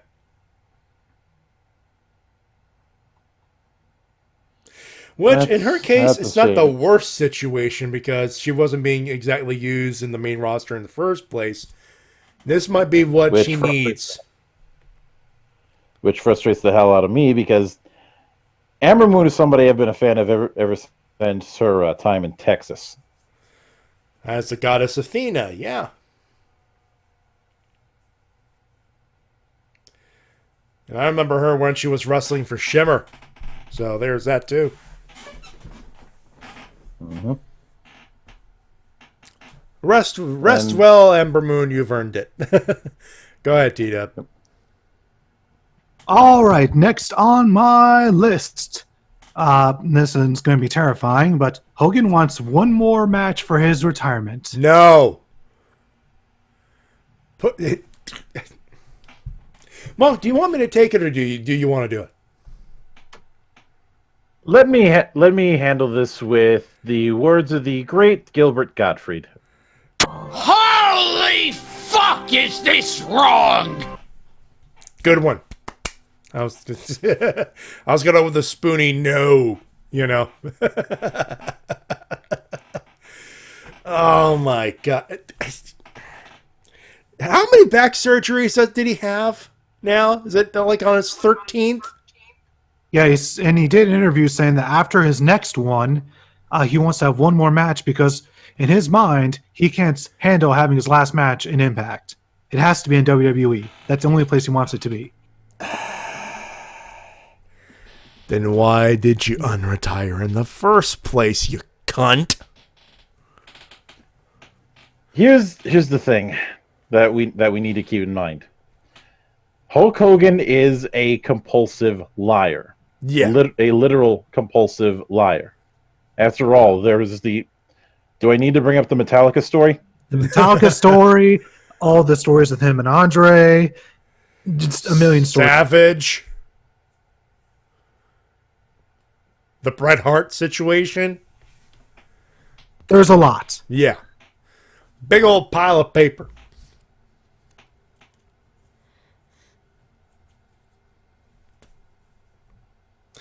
We're getting a lot of dead air, boys. I thought you were I was just waiting for you to talk. And yeah, no worries, man. In this little part of the news right here, this is news that I like to called it. Oh, this is where I get the Popo button ready. All right, my friend, fire away. Coming to Major League Wrestling very soon is Gino Medina. Called it. I told y'all years ago that Gino the Lion Heartthrob would be a huge, huge star in the world of wrestling, and now he's going to be. Told everyone. time and time again. The guy had charisma coming out of his ass. Guy had so much ability, just so much talent, raw, natural talent. I saw with my own eyes in person multiple times, and I kept wondering, what is keeping so many companies from signing this guy? And now that somebody must have seen him finally, and now he's getting signed. And he's also been getting major praise from a lot of veterans on their podcasts. So congrats to Gio Medina. I cannot wait to see him on MLW television.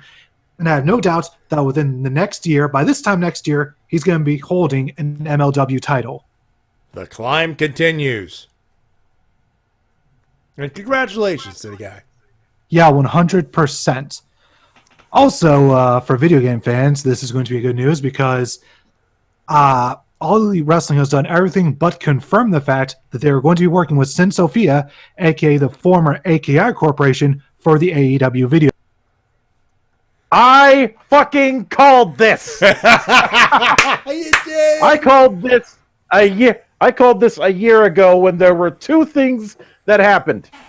One is the fact that Kenny Omega outright stated that they wanted to bring back the Aki engine. Two is the fact that a few months ago, Ukes ended their partnership with WWE.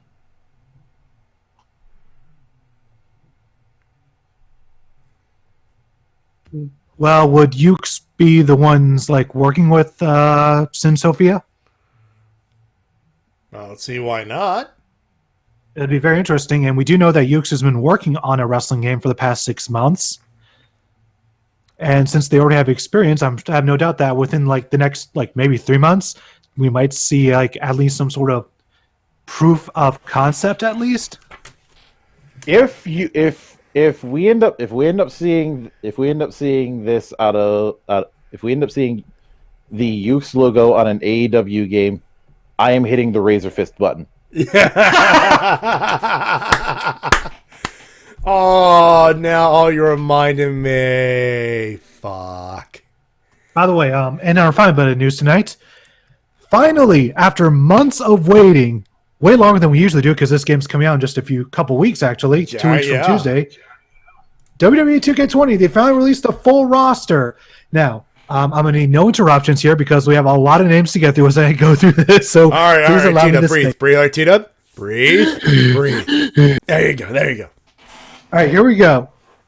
Adam Cole, AJ Styles, Akam, Akira Tozawa, Aleister Black, Wicked, Alexa Bliss, Ali, Alicia Fox, Andrade, Andre the Giant, Angelo Dawkins, Apollo Crews, Arya Davari, Asuka, Baron Corbin, Batista, Bayley, Becky Lynch, Beth Phoenix, Bianca Belair, Big Boss Man, Big E, Big Show, Billy Kay, Bo Dallas, Bobby Lashley, Booker T, Braun Strowman, Bray Wyatt the Fiend, Bray Wyatt the Swamp Father, Bret Hart, Brian Kendrick, Brie Bella, Brock Lesnar, Bruce Beefcake, Buddy Murphy, Candice LeRae, Carmella, Cedric Alexander, Cesaro, Chad Gable, Charlotte Flair, Christian, Chyna, Kurt Hawkins, Curtis Axel, Dakota Kai, Dana Brooke, Daniel Bryan, Dash Wilder, Diesel, Dolph Ziggler, Drew Gulak, Drew McIntyre, Dusty Rhodes, EC3, Eddie Guerrero, Edge, Elias, Ember Moon, Eric Young, Eric, Fandango, Finn Balor, Demon King, Finn Balor Demon, Franken Braun Strowman, Gentleman Jack Gallagher, Goldberg, Grand Metalik, Harper, Heath Slater, Hulk Hogan, Humberto Carrillo, Io Shirai, Ivar, Jake Roberts, Jackson Riker. Whoops, damn it, stupid control thing. There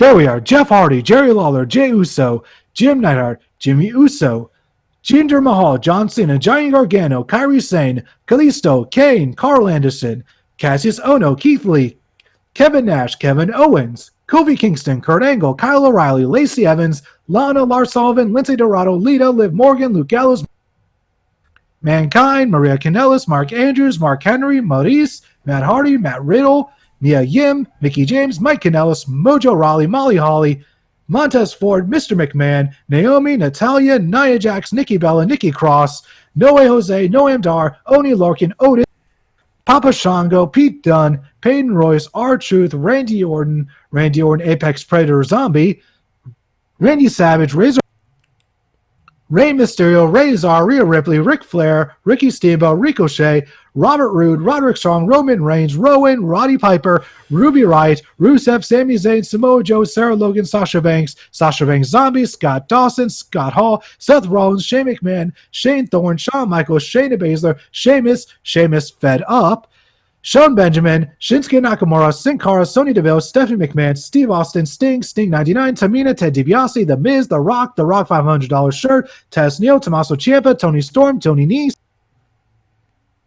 Trent Seven, Triple H, Trish Stratus, Tucker, Tyler Bate, Tyler Breeze, Ultimate Warrior, Undertaker, Velveteen Dream, X-Pac, Xavier Woods, Zack Ryder, and Zelina Vega!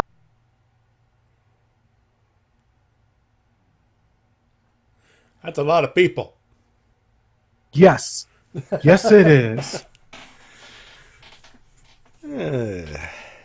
So, yeah, not as much NXT UK as I was expecting, but I guess I got to start small. And DLC. DLC is a thing. Actually, the DLC stuff is all going to be like the 2K Originals gimmick, like what they're doing with the Halloween stuff. Ah. And as we mentioned before, the supposed Southpaw Regional Wrestling DLC that got leaked by an Italian.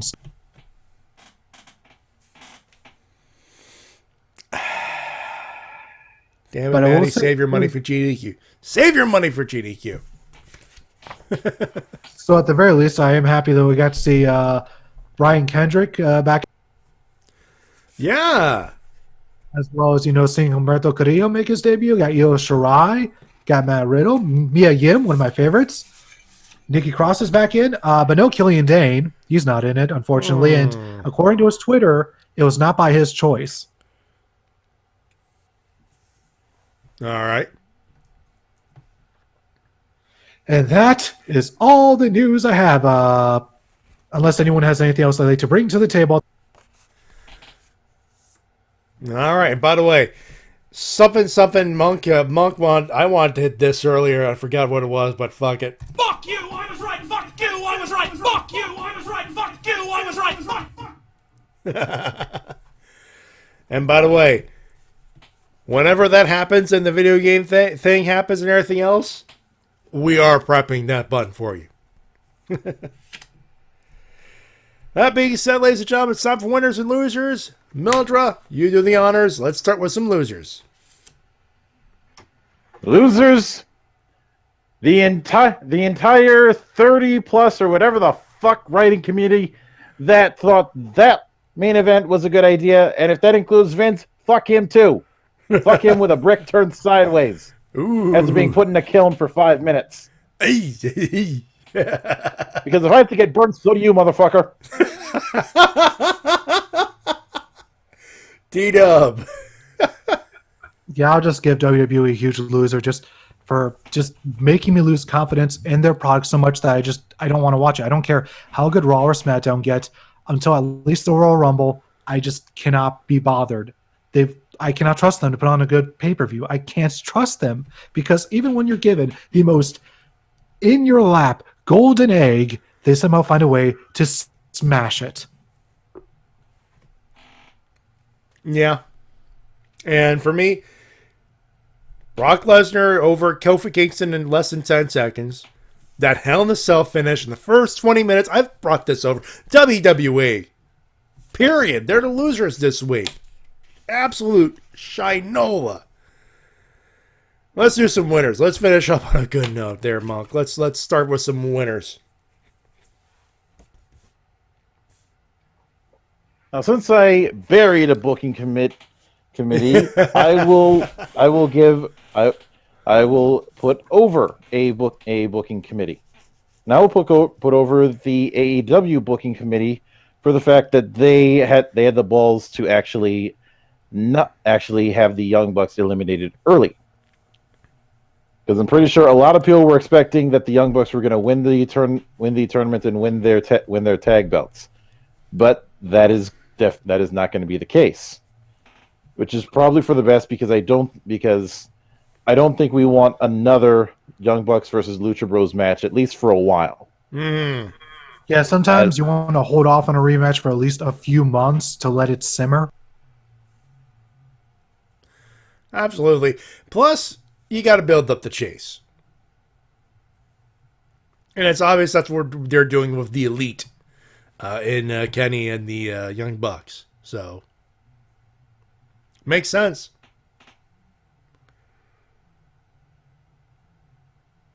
And I'll give my winners to all the pro wrestling aside WWE because it all seems to be going very swimmingly. Yeah. Anything outside of WWE got a huge boost by WWE fucking up. But yeah, AEW for presenting another great show. Chris Jericho for one of the best one of the best promos he's delivered in his career. Not the best, maybe not top 10 to 20, but definitely one that was succinct to the point and career making for the four guys he introduced in his inner circle. Inner circle. And I'll say this about that promo as well. It was very refreshing just to see somebody got there, cut a promo, and that's it. We didn't need the usual formula of one person cuts a promo, then another person interrupts, then another person interrupts, then another person interrupts, and then tag team match, player. And it's also refreshing for someone working with the crowd. You know, we brought up the fact that he shut down the "We the People" chant, for example. It's nice to be able to have a wrestler interact with the audience he's trying to win over. Lio Rush for winning the NXT Cruiserweight Championship. Congratulations to him. NWA Power, that was a great first episode. I look forward to the next one. And Awesome Games Done Quick 2020. Why? Ladies and gentlemen, barring horse shit manure the size of WWE Cell in the Cell, I'm going. And so is the Shades and Spade Ace. They got their registrations in. We are in. We're going to AGDQ in 2020. Are you guys going to be on the couch? We're not going. We have not volunteered, but we will be in the audience for sure. All right, cool. I mean, I don't know how getting on the couch works, to be absolutely fair. So I don't know if I will be even able to touch the couch, but I'll be in the audience. You must touch the couch. The couch must be touched for it is ours. You need. God damn it! Who let Mark Wade in here? Yeah.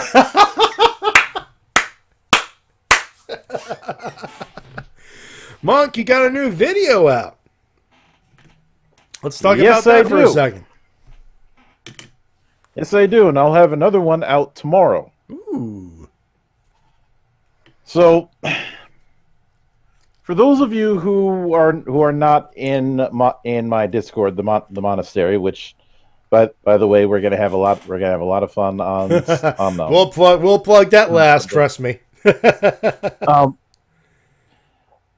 I ended up being privy to a bit of a slap fight going on between Kazimir Urbanski, also known as the RPG Pundit, and friend of the monastery and one of my good brothers, Ash of Creativity, aka James Streisand, who recently finished a Kickstarter for a D&D book that he's been working on, and has jokingly told me in the past that he became a game designer out of spite.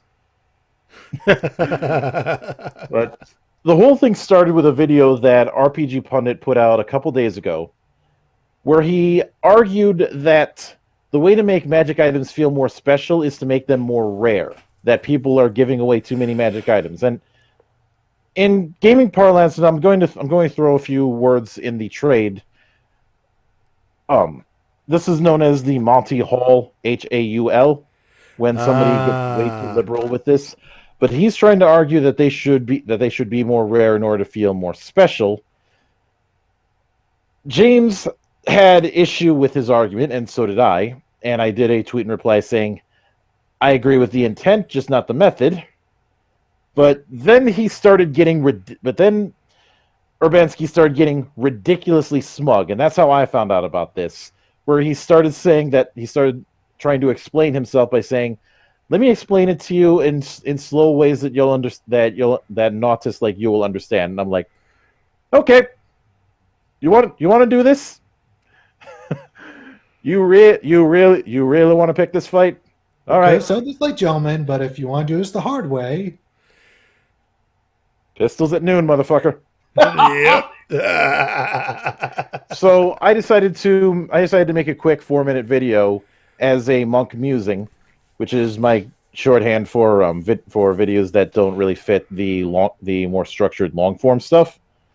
And I didn't yell, I didn't scream, but I methodically tore his conceit a new one, because making magic items more rare but having them mechanically work the same way opens up more problems than it solves. The worst that I did was call him out for some bad arguments and say, if you want to accuse me of being a power gamer, because apparently when he started getting flack, he said, look at all the power gamers that I got mad, which is a case of when some Tumblrite says, oh, look at all my mentions and all the angry people. I'm like, don't kick a hornet's nest and then get surprised that you got stung, bitch. I had said, if you want to make that argument, my temple is open. I feel free to come on if you feel like coming on, but be forewarned. If you come out with any weak shit, I will eat you alive, and I will shit out what's left. And that's saying something, because I don't usually eat junk food.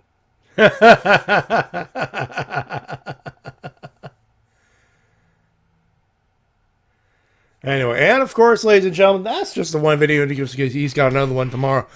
And Sundays, as per usual, 9 p.m. Eastern Standard Time.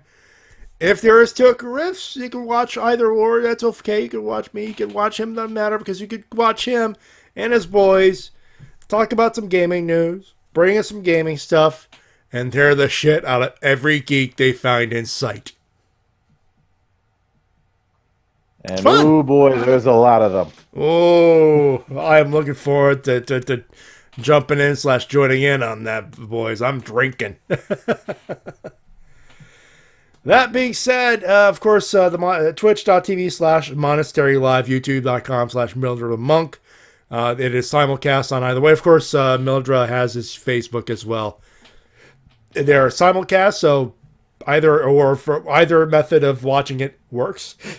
As far as TWK, what do you got working on the works, bud? Just released a new video, 5 ways to improve WWE, because after Hell in a Cell, I needed to vent. Can't say I blame you too much on that one.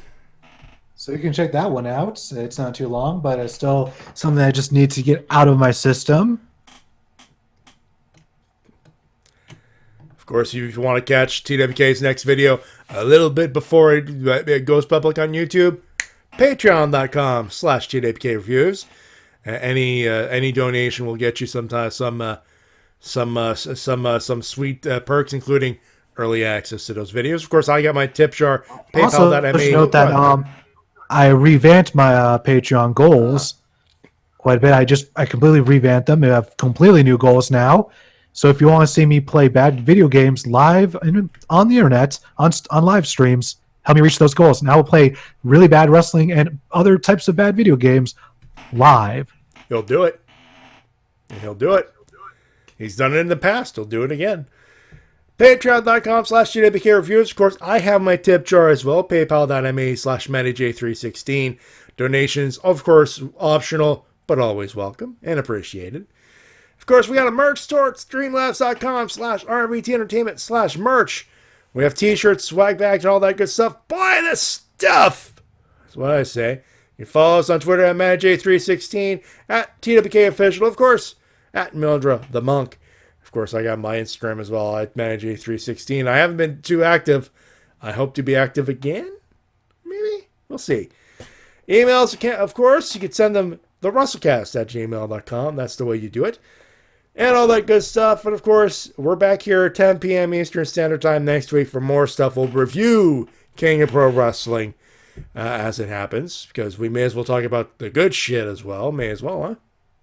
We'll talk about that. Plus, pretty much most of the feuds going into January 4 will probably congeal starting that. So it is the winter season of New Japan, but it'll get interesting into seeing what they're trying to build up for January 4. We'll be starting to talk about that as well. But that'll do it for this week, ladies and gentlemen. Monk, thank you once again. Thank you very much for coming in and helping us rage. Thank you for having me. I enjoy being had, and hopefully the next time that I come in, I will be able to talk about something good. We need to do that. We definitely need to do that. Probably for Full Gear. More than likely for Full Gear. I probably do Full Gear, but we'll see. But that'll do it, ladies and gentlemen. We thank you very much for tuning. Thank you, Winamp. That's not what I wanted. Ow. Hit the comments thing by accident. There we go. We thank you very much for tuning in and all that good stuff. On behalf of Mildred the Monk. My name is Mildred. I am your giving monk. Stay fucking frosty and fuck the Watsy. And you, Zelnick. How about a hearty sell the team, Dolan? Sell the fucking team, Dolan. Which team? Both of them. All of them. Get the fuck out of sport. And of course, on behalf of my good buddy TWK. Until next time, this is TWK of TWK Reviews, telling you to work your gimmick and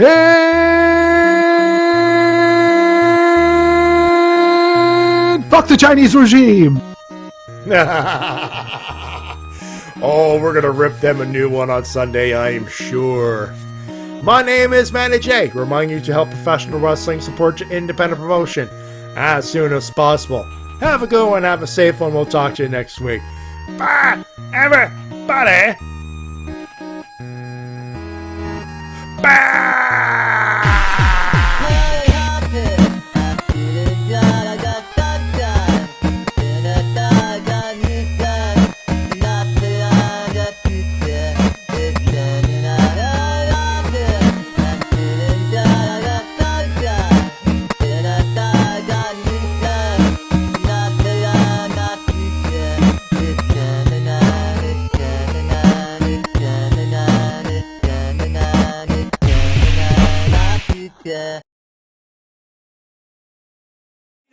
But his real name is Jake Hagar. And yeah, Jake Hagar, he's a former world champion, but more importantly, right here, right now, he is the toughest, most terrified, most crazy MMA fighter in the world today. Okay, hold on. Hey, calm down for 1 second. Calm down for 1 second. We the People sucks and it's dead and buried.